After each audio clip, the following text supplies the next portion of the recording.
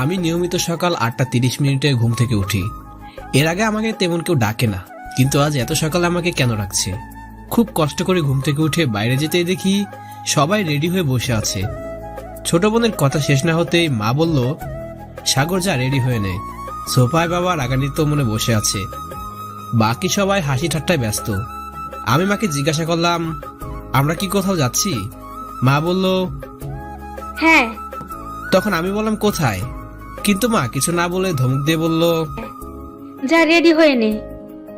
কিন্তু মা আমার তো ক্যাম্পাসে যাওয়া লাগবে, আমি তো যেতে পারবো না, তোমরা যাও। তখনই বাবা ধমক দিয়ে বলল, আজকে ক্যাম্পাসে যাওয়া লাগবে না।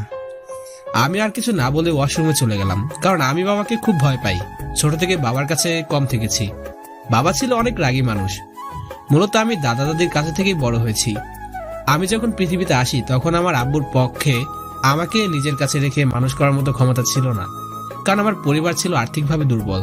তাই আমাকে রেখে বাবা মা পাড়ি জমায় দূর শহরে। বাবার বাল্যবন্ধু আসলাম খান ছিল খুব ধনী পরিবারের ছেলে। শহরে এসে তার কাছে আশ্রয় নেয়, তার কোম্পানিতে ছোট চাকরি নেয়। তারপর আস্তে আস্তে এত কিছু। এখন আমাদের কোম্পানি বাংলাদেশের টপ 10টা কোম্পানির মধ্যে অন্যতম। আমি ইউনিভার্সিটিতে এবার 4র্থ বর্ষের ছাত্র। আমি ওয়াশরুম থেকে বেরিয়ে একটা শার্ট পরে নিচে যেতেই বাবা আবার ধমক দিয়ে বলল, এটা কি পরে আসছিস? আমি বললাম, কেন? পাশের রুম থেকে দাদি, যাও দাদু ভাই, পাঞ্জাবি পরে এসো। আমার সবার উপরেই খুব বিরক্তি লাগছে, সবাই আমার সাথে এমন করছে কেন? যাই হোক, একটা সবুজ রঙের পাঞ্জাবি আম্মু আলমারি থেকে বের করে দিল। পরে রেডি হয়ে নিচে চলে আসলাম। এসে আমি সবার কাছে জিজ্ঞাসা করলাম, আমরা কোথায় যাচ্ছি? কিন্তু কেউ কিছু বললো না। শুধু বাবা আর দাদু বলল, গাড়িতে ওঠো। পেছনের সিটে বোন বসে আছে। ছোট বোন বারবার ইশারা করছে। আমি বুঝতে পারলাম ও কিছু বলতে চাইছে, তাই ওর কাছে গিয়ে বসলাম। কিন্তু হারামি কিছু না বলে আমাকে ইগনোর করছে। তাই হারামিকে ফুচকা খাওয়ানোর লোভ ধরলাম, কিন্তু তাতেও কোনো কাজ হলো না। মানিব্যাগ থেকে 500 টাকা বের করে হাতে গুঁজে দিয়ে বললাম, এবার বল। আমার কানে কানে বলে, তোর জন্য মেয়ে দেখতে যাচ্ছি, পছন্দ হলে বিয়েটাও নাকি হয়ে যেতে পারে। ছোট বোনের কথা শুনে আমার মাথায় আকাশ ভেঙে পড়লো। সেই দিনের ঘটনার পর আমি আর বিয়ের কথা ভাবতে, কিন্তু আমার বাবা মার সম্মানের কথা ভেবে আমি কিছু না বলে গাড়িতে বসে রইলাম। আর নেমে যেতে পারলাম না। আর অনেকদিন পর পরিবারের সবাই একসাথে খুব আনন্দ করছে। সবারই আনন্দকে আমি নষ্ট করতে চাই না। কিন্তু আমরা যাচ্ছি কোথায়? গাড়ি তো সেই গ্রামের দিকে যাচ্ছে। আমি হারামিটাকে জিজ্ঞাসা করলাম, কিন্তু কিছু বলছে না। এবারও সে আগের পদ্ধতি খাটালাম, কিন্তু হারামি কিছু বলছে না।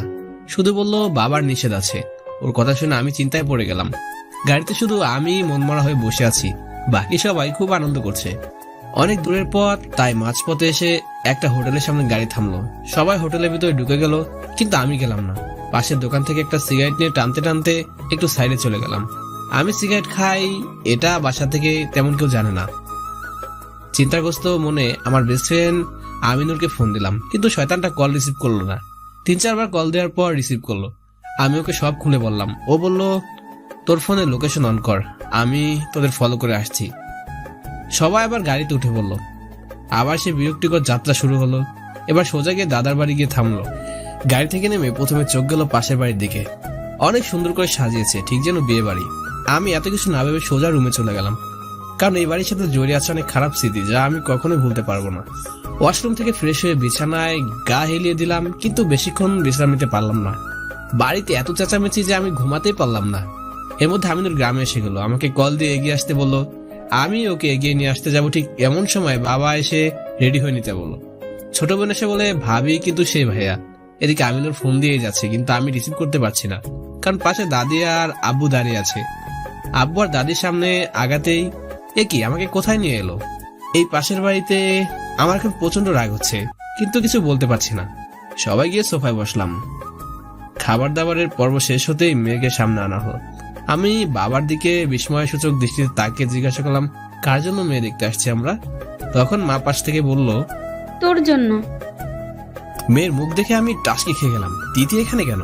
সেই ছোট্টবেলায় দুজন একসাথে খেলাধুলা করতাম, দুজন একসাথে স্কুলে যেতাম। আমাদের মধ্যে একটা অন্যরকম সম্পর্ক ছিল, একজন আরেকজনকে ছাড়া থাকতেই পারতাম না।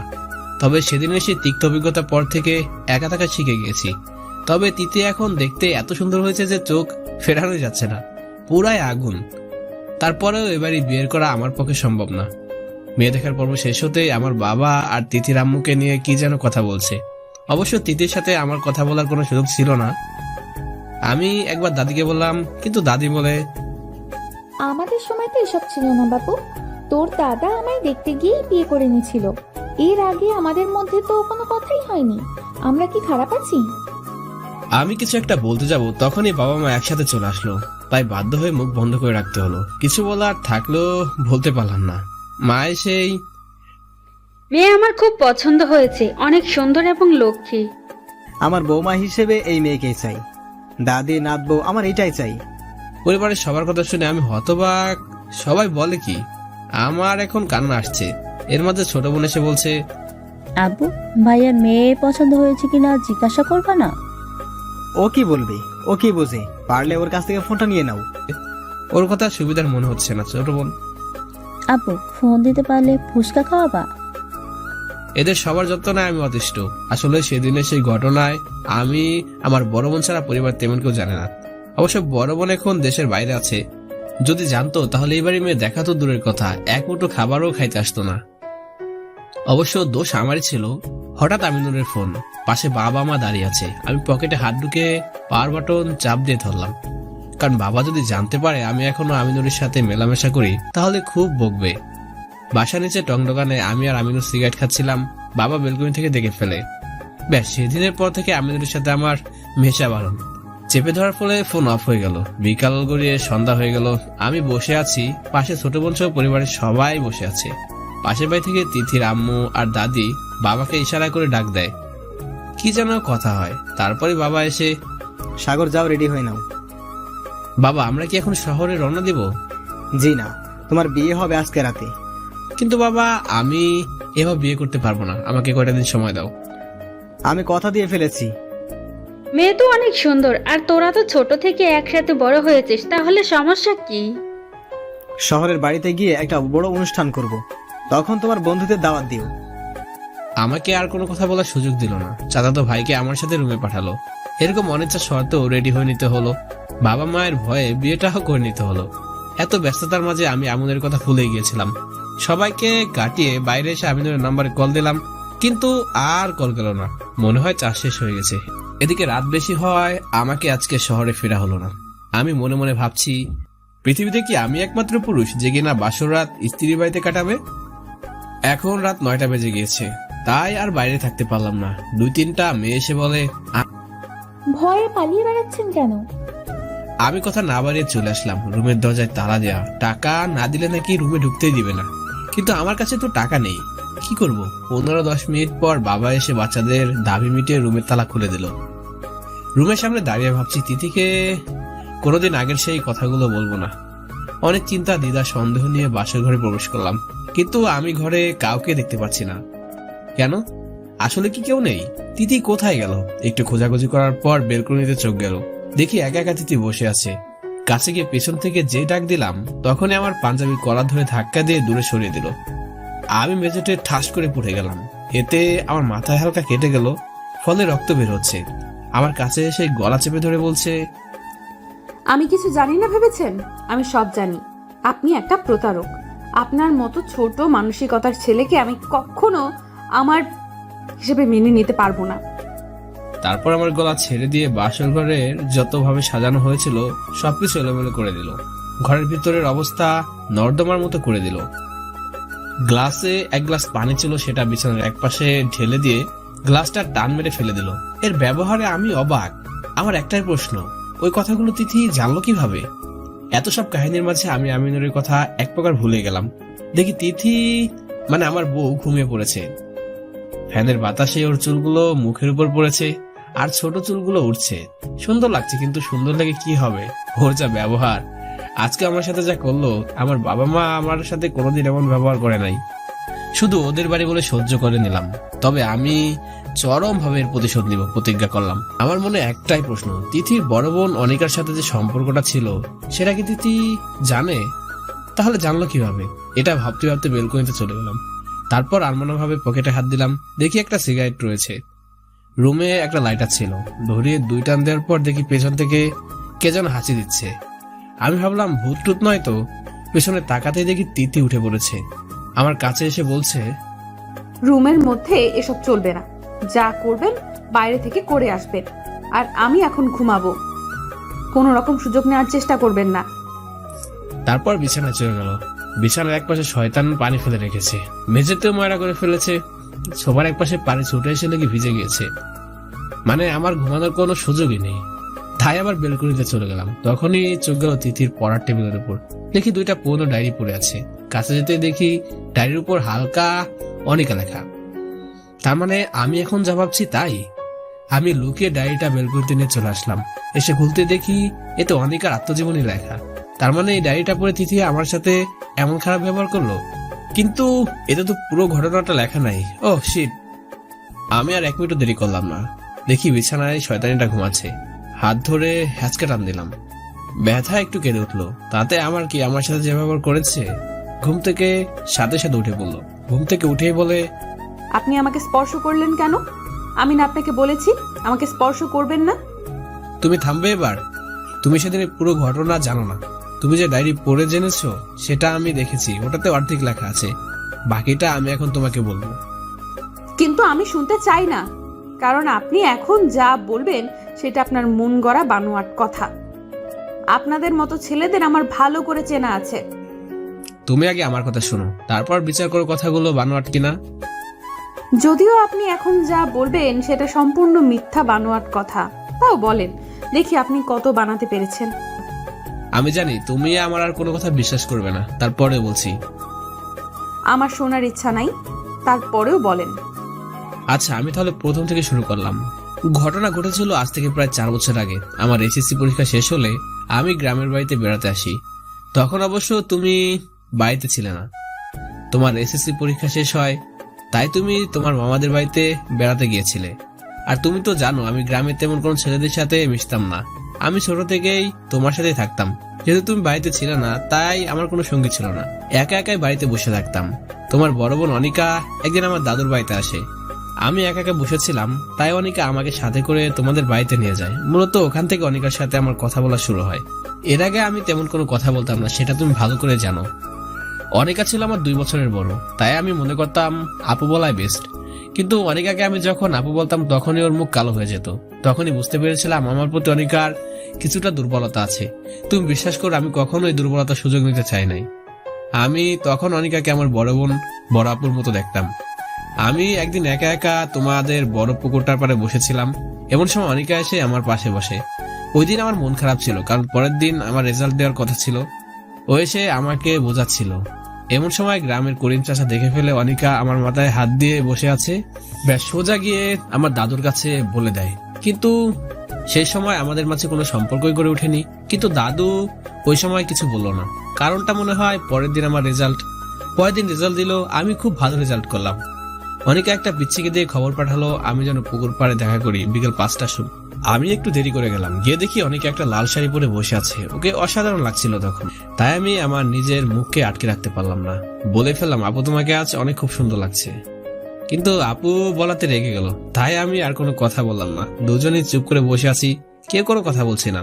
5 থেকে 7 মিনিট পর অনিকা আমাকে বলছে, তুই জানতে চাস না তুই আমাকে আপু ডাকলে আমি কেন রেগে যাই? আমি বোকার মতো বলেই ফেললাম, কেন? তখন অনিকা বলল, তুই বুঝিস না একটা মেয়েকে কখন আপু বললে সে রেগে যায়? আমি অনিকার কথা শুনে কিছুই বুঝতে পারছিলাম না। তাই আমি চুপ করে বসেছিলাম। হঠাৎ আপু দাঁড়িয়ে বলে, আমার তোকে খুব ভালো লাগে।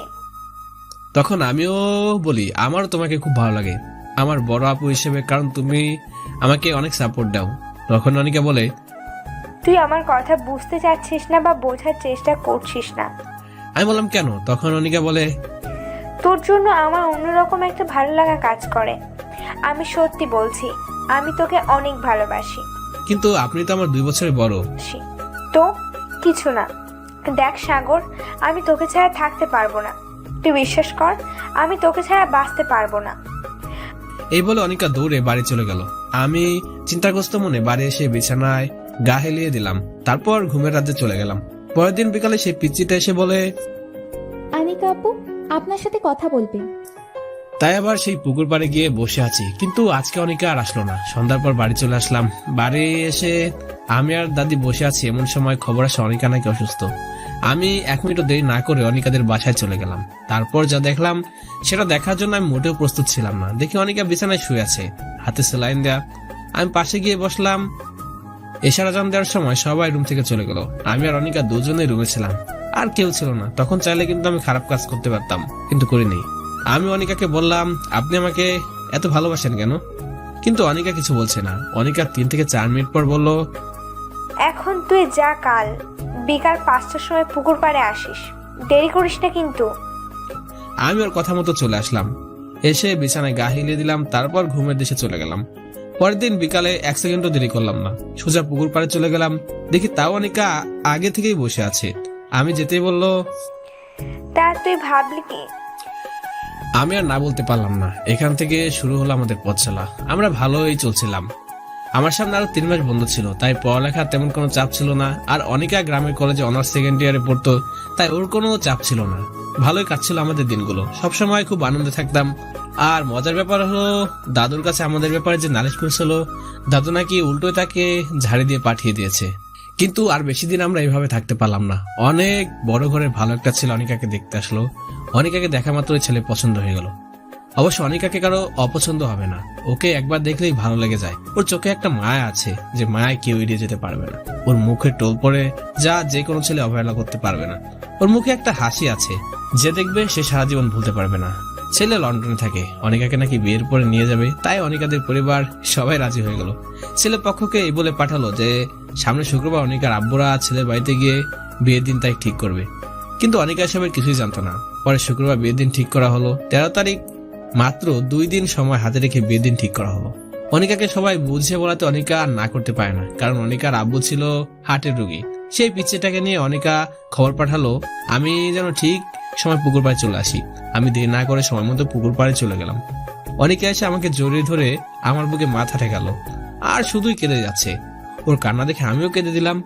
আমাদের মধ্যে কোনো কথা হচ্ছে না, শুধু কাঁদছি আর কাঁদছি। এমন সময় বাজার থেকে আসছিল অনিকার আব্বু। আমাদের অবস্থায় দেখে ফেলে, কিন্তু কিছু না বলে চলে যায়। শেষ পর্যন্ত আমি আর অনিকা ঠিক করলাম আমরা পালিয়ে যাব। আমাদের সব পরিকল্পনায় হলো, বিয়ের আগের দিন রাতে আমি অনিকার আগমনের জন্য আমার লাগেজ নিয়ে রেডি হয়ে দাঁড়িয়ে আছি, কিন্তু অনিকাই আসলো না। প্রায় 2 ঘন্টা দাঁড়িয়ে থাকার পর পেছন থেকে কারোর আসার শব্দ পেলাম। পেছনে তাকাতেই একই, অনিকার আব্বু কেন? তাহলে কি সব জেনে গেল? আমি এখন কি করব? অনিকার আব্বু এসে কিছু না বলে আমার সামনে 2 হাত জোর করে দাঁড়িয়ে আছে আর কাঁদছে, কোনো কথাই বলছে না। আমি জীবনে কোনোদিন মানুষের এমন অসহায়ত্ব দেখি নাই। কিছু সময় এই অবস্থায় থাকার পর বলল, বাবা, তুমি শহরে চলে যাও। দেখো বাবা, আমি পাত্রপক্ষকে কথা দিয়ে ফেলেছি। এখন যদি আমি কথা রাখতে না পারি, তাহলে আমার আত্মহত্যা করা ছাড়া কোনো উপায় নাই। তোমরা যদি আগে বলতে, তাহলে আমি কিছু করতে পারতাম বাবা। চাচার কথাগুলো আমার হৃদয় লেগেছিল, তাই নিজের ভালোবাসাকে বলে দিয়ে শহরের বাইরে রওনা দিই। শহরে এসে একটা বারে ঢুকে মদ আর গাঁজা নিয়ে রাস্তা দিয়ে হাঁটছিলাম, আর এমন সময় একটা প্রাইভেট কার এসে আমাকে ধাক্কা দিল। তারপর আমার আর কিছু মনে নেই। প্রায় 1 থেকে 2 মাস পর আমার গান ফেরে। বাড়ির সবাই ভেবে নিয়েছিল আমি আর কোনোদিন উঠেই দাঁড়াতে পারবো না। আমি যখন সম্পূর্ণ সুস্থ হই, তখন অনিকার খোঁজ শুনি ও নাকি আত্মহত্যা করেছিল বিয়ের দিন রাতে। আর ছেলেপক্ষের অপমান আর মেয়ের শোকে চাচি হার্ট অ্যাটাক করে। তারপর হসপিটালে নিয়ে যাওয়ার সময় নাকি মারা যায়। এসব শুনে আমার মাথা ঠিক থাকে না, তাই আমি গ্রামে যাওয়ার জন্য ব্যস্ত হয়ে উঠি। কিন্তু পরিবার থেকে আর যেতে দেয় না, কারণ সামনে আমার অ্যাডমিশন ছিল। তারপর থেকে আমার নিত্য সঙ্গী হয়ে গেল সিগারেট। আমি সিগারেট খেতাম সবকিছু ভুলে থাকার জন্য, মাঝে মাঝে গাঁজাও খেতাম। আমি যখন সিগারেট খাই তখন একটা শান্তি পাই, তখন আমি চিন্তামুক্ত হয়ে যাই। যখন সিগারেট খেয়েও কাজ না হয়, তখন গাঁজা খাই। আমার কথাগুলো শেষ করে পেছনে তাকাতে দেখি তিথি ঘুমিয়ে আছে। তার মানে আমি যা বলছি তার একটা কথাও শুনে নাই। আমার প্রচন্ড রাগ হচ্ছে। আমি তেড়ে চলে গেলাম তিথির কাছে, কিন্তু কিছু বলতে পারলাম না, কারণ হয়তো বড় বড় সাহিত্যিকরাও বলতে পারবে না। দেখে মনে হচ্ছে একটা ছোট বাচ্চা ঘুমিয়ে আছে। ঘুমালে যে তিথিকে এত সুন্দর লাগে সেটা আমার জানাই ছিল না। ঠিক একটা বাচ্চার মতো ঘুমিয়ে আছে। জানালা দিয়ে হালকা বাতাস আসছে, সেই বাতাস লাগছে তিথির গায়ে। জ্যোৎস্না রাত, তাই জানালা দিয়ে আলো এসে লাগছে তিথির মুখে। মুখের উপর 2-1টা চুল বাতাসে ভেসে আছে। জ্যোৎস্নার আলোয় সেগুলো আলোর ঝলকানি দিচ্ছে। আমি যদি রূপের বর্ণনা করতে থাকি, তাহলে 2 লাইনে শেষ করা হবে না। তাহার রূপের বর্ণনা করতে করতে ফজরের আজান দিয়ে দিল। আমি বিন্দুমাত্র সময় নষ্ট করলাম না।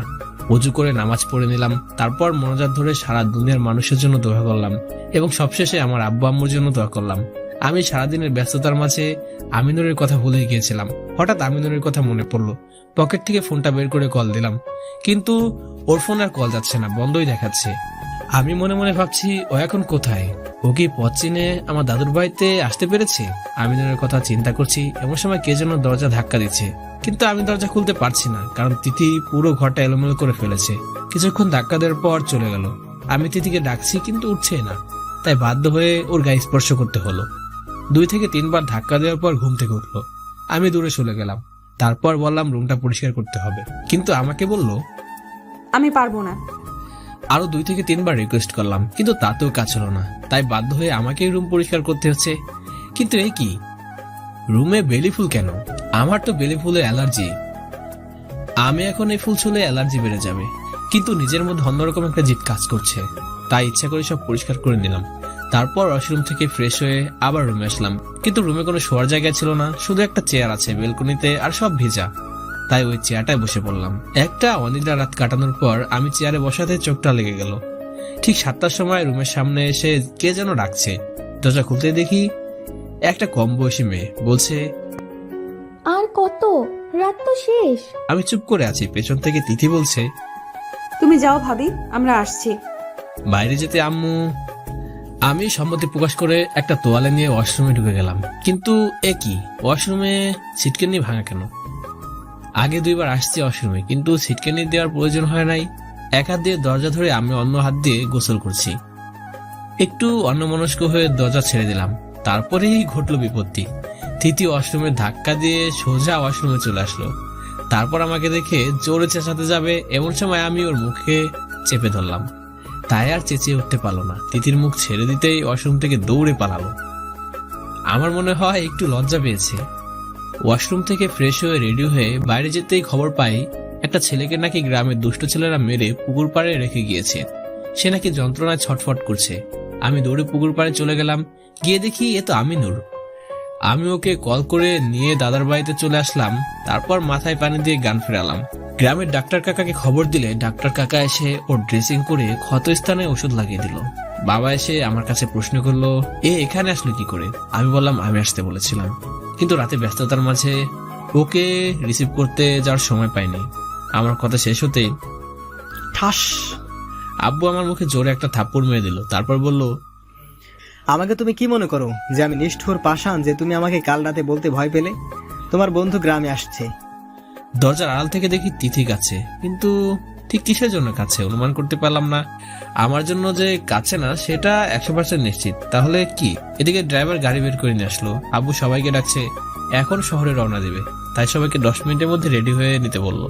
তাই আমিও রেডি হয়ে চলে আসলাম। রুমে গিয়ে দেখি তিথি রেডি হচ্ছে না, কাঁদছে। আমি কিছু না বলে নিজের মতো রেডি হয়ে আমিনুরের কাছে চলে গেলাম। ওকে একটা হাফ শার্ট পরিয়ে গাড়িতে উঠালাম। দেখি সবাই রেডি হয়ে গাড়ির সামনে চলে আসছে। আসার সময় একটা গাড়িতে আসলেও এখন আর গাড়িতে ফেরা যাচ্ছে না, কারণ আরো 3 জন মানুষ আমাদের সাথে যোগ হয়েছে।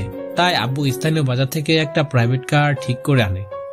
একটা গাড়িতে আব্বু, তিথি, আরো কয়েকজন, আর অপর গাড়িতে আমি, আমিনুর, আমার ছোট বোন। গাড়ি ছেড়ে দিল। গ্রাম পাস করতে আমিনুর একটু সুস্থ হলো, এখন উঠে বসতে পারছে। আমিনুর আমাকে বলছে, বন্ধু তোমার বউ কই? তখন আমি আমিনুরকে সবকিছু খুলে বললাম। আমিনুর আমাকে এই বলে আশ্বস্ত করলো যে কিছুদিন সংসার করার পর ঠিক হয়ে যাবে। আমিনুর আমার বউ ছবি দেখতে চাইলো, কিন্তু আমার কাছে কোনো ছবি ছিল না। তাই আমি বললাম, আমার কাছে কোনো ছবি নাই। সামনে থেকে আমার ছোট বোন, ভাইয়া আমার কাছে ছবি আছে, দেখাবো? কিন্তু তখন আমিনুর বলল, এখন দেখবো না, একবারে সরাসরি দেখবো। আনুমানিক 3 ঘন্টা পর আমরা শহরে পৌঁছে গেলাম, কিন্তু তারও আগে আব্বু আম্মুরা চলে আসে। আমি আমিনুরকে রুমে নিয়ে গেলাম, দুজনে ফ্রেশ হয়ে নিলাম। তারপর আমিনুর বলল, তোর বউকে দেখাবি না? বন্ধুর আবদার রাখতে ওকে তিথির কাছে নিয়ে গেলাম। তিথিকে দেখে আমিনুর কেমন যেন করছে, আর কোনো কথাই বলছে না। কিছুক্ষণ পর দেখি আমিনুর চোখ দিয়ে পানি পড়ছে। এদিকে তিথিও ঠিক একই অবস্থা। আমি কিছুই বুঝতে পারছি না, কি হলো এদের? বন্ধুর খাওয়া জিনিস আমি বিয়ে করলাম? আমি ওকে জিজ্ঞেস করলাম, কি হলো বন্ধু? কিন্তু ও কিছুই বলছে না।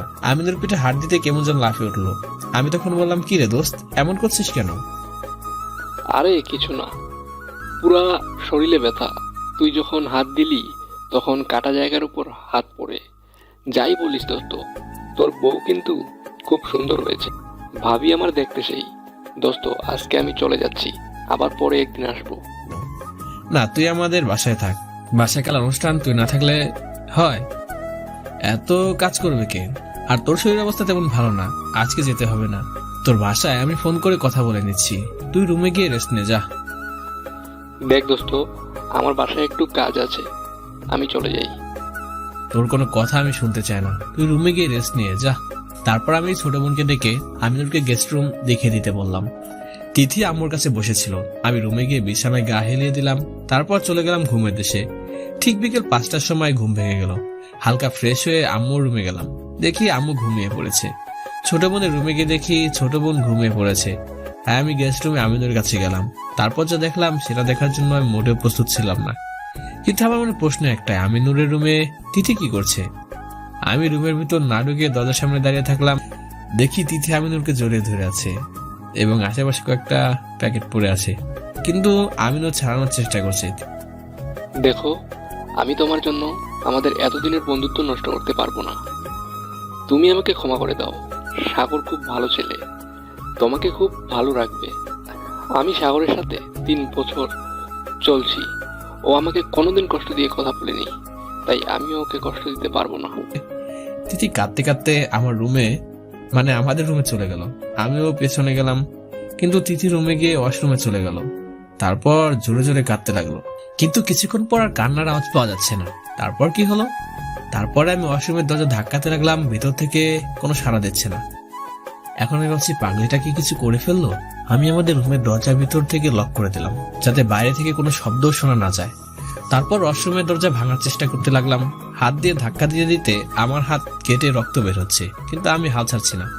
অনেক চেষ্টার পর ওয়াশরুমের দরজা ভেঙে ফেলাম। তারপর দেখি ভেতরে তিথি পড়ে আছে। তিথির হাত দিয়ে শুধু রক্ত ঝরছে, রক্ততে পুরো মেঝে লাল হয়ে গেছে। এসব দেখে আমার মাথায় কাজ করছে না।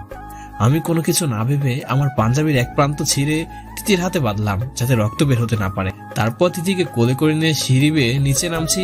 এমন সময় আব্বু অফিস থেকে বাড়ির মধ্যে গাড়ি নিয়ে চলে আসলো। তিথিকে কোলে করে ডাইনিং রুমে আসতে মা, বোন, দাদা, দাদি সবার হাজারো প্রশ্ন। আমি কারো কোনো প্রশ্ন জবাব দিলাম না। আব্বুর কাছ থেকে গাড়ির চাবি নিয়ে তিথিকে গাড়িতে উঠালাম। তারপর সোজা হসপিটালে গিয়ে থামালাম। গাড়ি কোনো মতে পার্ক করে আবার ওকে কোলে নিয়ে সোজা ওটিতে চলে গেলাম। কিন্তু হাসপাতালে কোনো ডাক্তার নাই, কারণ এখন লাঞ্চ ব্রেক চলছে। এই কথা শোনার পর আমি হাওমাও করে কেঁদে উঠলাম। তারপর কোথা থেকে যেন এক নার্স এসে তিথিকে প্রাথমিক চিকিৎসা দিয়ে রক্তক্ষরণ বন্ধ করে দিল। নার্স আমাকে এই বলে ব্যবস্থা করলো যে ভয়ের কোনো কারণ নাই, রক্ত বন্ধ হয়ে গেছে। কিন্তু তিথি এখন অজ্ঞান হয়ে পড়ে আছে, তাই আমি চিন্তামুক্ত হতে পারলাম না। ঠিক 15 মিনিট পর একজন ডাক্তার আসে। তারপর তিথিকে ওটিতে নিয়ে যায়। 5 মিনিট পর ডাক্তার বেরিয়ে এসে বলে, প্রচুর রক্তক্ষরণ হয়েছে, ও পজিটিভ, রক্ত লাগবে 2 ব্যাগ। আমি ডাক্তারকে বললাম, ও পজিটিভ রক্ত আমার শরীর থেকে যত খুশি নেন। 2 ব্যাগ রক্ত দেওয়ার পর ডাক্তার ওটিতে চলে গেল। এর মধ্যে পরিবারের সবাই এসে গেল। বাবা এসে, তুই আমার বৌমাকে কি বলেছিস, যেমন কাজ করলো? বৌমা এখন কেমন আছে? দাদি কান্না শুরু করে দিল। আমি কোনো জবাব না দিয়ে বসে রইলাম আর কাঁদতে লাগলাম।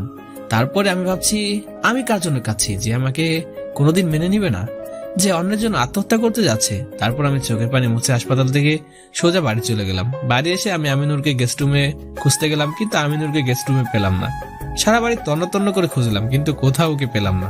আমিনুরের ফোন নম্বরে কল দিলাম, কিন্তু ওর ফোন বন্ধ দেখাচ্ছে। তাই আমি সোজা স্টোর থেকে আমার বাইক বের করে সোজা আমিনুরের বাড়িতে চলে গেলাম। রুমে ঢুকতে আমিনুরের আব্বু আম্মু ভালো মন্দ জিজ্ঞেস করলো, কিন্তু আমি কারোর সাথে কথা না বলে সোজা আমিনুরের রুমের সামনে চলে গেলাম। দেখি দরজা ভেতর থেকে লক করা। 2-3 বার দরজা নক করতে আমিনুর দরজা খুললো। ওকে সামনে পেতে ঠাস ঠাস করে কয়েকটা চর বসিয়ে দিলাম। কিরে দোস্ত, এমন করছিস কেন? তোর কি হলো হঠাৎ এই সময় আমাদের বাড়িতে? তুই আমাকে আগে কেন বলিস নাই যে তোর একটা মেয়ের সাথে সম্পর্ক আছে? কই দোস্ত, আমার কোনো মেয়ের সাথে সম্পর্ক নেই। থাকলে তুই জানতিস না? একদম মিথ্যা বলবি না, আমি দরজার আড়াল থেকে সব শুনেছি। কোন দরজার আড়াল থেকে? কি যে বলিস তুই! তুই আর তিথি যা বলছিস আমি সব শুনেছি। তারপর আমিনুরের শার্টের কলার ধরে কাঁদতে লাগলাম আর বলছি, এটা আমি কি করলাম দোস্ত? তিথি আত্মহত্যা করতে গিয়েছিল। মানে? তোর সাথে কথা বলার পর রুমে গিয়ে ব্লেড দিয়ে হাতে শিরা কেটে ফেলেছে। এখন ও হসপিটালে। আমিনুরের সাথে কথা বলছি, এমন সময় আব্বুর ফোন। আমি ভয়ে ভয়ে ফোন রিসিভ করলাম। তারপর আব্বু যা বললো তা শোনার জন্য আমি মোটেও প্রস্তুত ছিলাম না। তিথির এখনো জ্ঞান ফিরে নাই। 24 ঘন্টার মধ্যে যদি জ্ঞান না ফিরে তাহলে আর কোনোদিন জ্ঞান ফিরবে না। তিথির শরীর থেকে প্রচুর রক্তক্ষরণ হয়েছে, তাই এমন হয়েছে। এসব কথা শোনার পর আমি আমিনুরকে ছেড়ে বাইক নিয়ে ফুল স্পিডে চালাতে শুরু করলাম। আর ভাবছি তিথির জন্য আমার এত মায়া কেন? ওর কিছু হলে আমি সহ্য করতে পারি না কেন?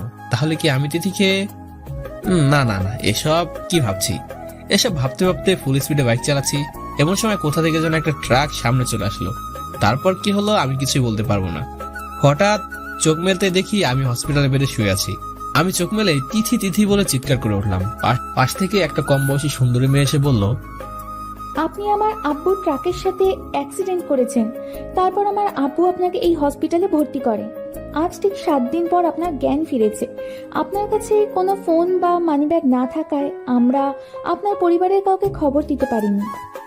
তখনই মনে পড়লো আমিনুরদের বাসায় ফোন ফেলে এসেছি। তখন আমি একটা লাফ দিয়ে মাথায় হাত দিয়ে বসে রইলাম আর ভাবছি বাড়ির সবাই কেমন আছে, আর তিথি বা কি হলো। ভাবতে ভাবতে চোখে জল চলে আসলো। তখন আমি মেয়েটার কাছে জিজ্ঞাসা করলাম আমার বাইক কোথায়। তখন সে বলে আমি যখন বাইক দিয়ে ট্রাকে ধাক্কা দিই তখন আমার বাইকটা তছনছ হয়ে যায়। আমি আর কিছু জিজ্ঞাসা না করে ধন্যবাদ দিয়ে সোজা বাড়ির উদ্দেশ্যে রওনা দিলাম। বাড়িতে এসে দেখি আম্মু আব্বু দাদা দাদি সবাই কাঁদছে। আমাকে দেখে আম্মু, তুই এতদিন কোথায় ছিলি বাবা? তোর গায়ে এত ব্যান্ডেজ কেন? তোর কিছু হয়নি তো বাবা? তাই বলে হাউমাউ করে কান্না শুরু করে দিল। মায়ের কান্না দেখে আমারও কান্না পাচ্ছে, কিন্তু অনেক কষ্ট করে নিজেকে সংবরত রাখলাম। ছোট বোন কেঁদেই যাচ্ছে, কেউ থামতেই পারছে না। আমি ছোট বোনটাকে জড়িয়ে ধরলাম। তারপর আস্তে আস্তে কান্না থামলো। এর মধ্যে আব্বু জিজ্ঞাসা করে বসলো, কিরে তোর এই অবস্থা কি করে হলো? আমি বাবাকে খুলে বললাম। আমার কথা শেষ করতেই তিথির কথা মনে আসলো। তাই আমি জিজ্ঞাসা করলাম তিথি কোথায়? আম্মু বলল আমি রুমে আছে। সোজা রুমের সামনে চলে গেলাম। রুমের সামনে গিয়ে দেখি তিথি বিছানায় শুয়ে আছে, হাতে স্যালাইন দেওয়া। পাশে তিথির আম্মু বসে আছে। আমাকে দেখে তিথির আম্মু বাবা বলে, তুমি এতদিন কোথায় ছিলে? আমার মেয়ে এমন কাজ কেন করলো? আমি সব ঘটনা খুলে বললাম, কিন্তু তিথি কেন এই কাজ করলো তার কোনো জবাব দিলাম না। তারপর আবার সেই একই প্রশ্ন করলো। তাই আমি এবার মিথ্যা আশ্রয় নিলাম। বললাম বাসায় আসার পর আমি ওকে একটু বকেছিলাম, তাই মনে হয় কষ্ট পেয়ে কাজ করেছে। এই কথা শোনার পর তিথির আম্মু কান্না শুরু করে দিল। আমি রুমের ভিতরে প্রবেশ করে তিথির পাশে বসলাম। বসে তিথির মাথায় হাত বুলাতে লাগলাম। এমন সময় ওর ঘুম ভেঙে গেল। যেহেতু আমি ওর মাথার সামনে বসেছিলাম তাই চোখ খুলতে আমার দিকে নজর গেল। আমাকে দেখে উঠতে চেষ্টা করলো, কিন্তু উঠতে পারছে না। আমার শাশুড়ি আম্মু উঠিয়ে বসিয়ে দিয়ে রুমের বাইরে চলে গেল। তিথি কিছু বলছে না, শুধু কাঁদছে। আমি কিছু না বলে পাশে বসে আছি। 3-4 মিনিট পর বললাম, তুমি আমিনুরকে ভালোবাসো? কিন্তু কোনো কথা বলছে না, চুপ করে আছে। আমি ছোটবেলা থেকে দাদা দাদির কাছে শুনেছি চুপ করে থাকা সম্মতির লক্ষণ। আর আমি তো সেদিন দরজার আড়াল থেকে তোমাদের সব কথাই শুনে ফেলেছি। কিছুক্ষণ পর আমি জিজ্ঞাসা করলাম আমিনুরের সাথে তোমার কিভাবে পরিচয়, কিন্তু কিছু বলছে না। আমি অনেক রিকোয়েস্ট করার পর বলতে শুরু করলো, যখন এসএসসি পরীক্ষা শেষ হয় তখন ও মামার বাড়িতে যাই। আর আমিনুরদের বাড়ি মামার বাড়ির পাশেই। তেমন কোনো মামাতো ভাই বোন না থাকায় বাড়িতে একা একা বসে সময় কাটাতাম। এর মধ্যে আমিনুর একদিন মামাদের বাসায় গাছ পাকা আম দিতে আসে, কিন্তু সেই দিন মামারা কেউ বাসায় ছিল না। তাই একরকম বাধ্য হয়ে নিজেই বাইরে বেরিয়ে আসি। তারপর দুজনে পরিচিত হই। এভাবে আস্তে আস্তে দুজনের মধ্যে প্রথমে বন্ধুত্ব সম্পর্ক গড়ে ওঠে। তারপর আস্তে আস্তে তারা একটা সম্পর্কে জড়িয়ে পড়ি, কিন্তু কোনো দিন বলেনি আমার গ্রামের বাড়ির ঠিকানা।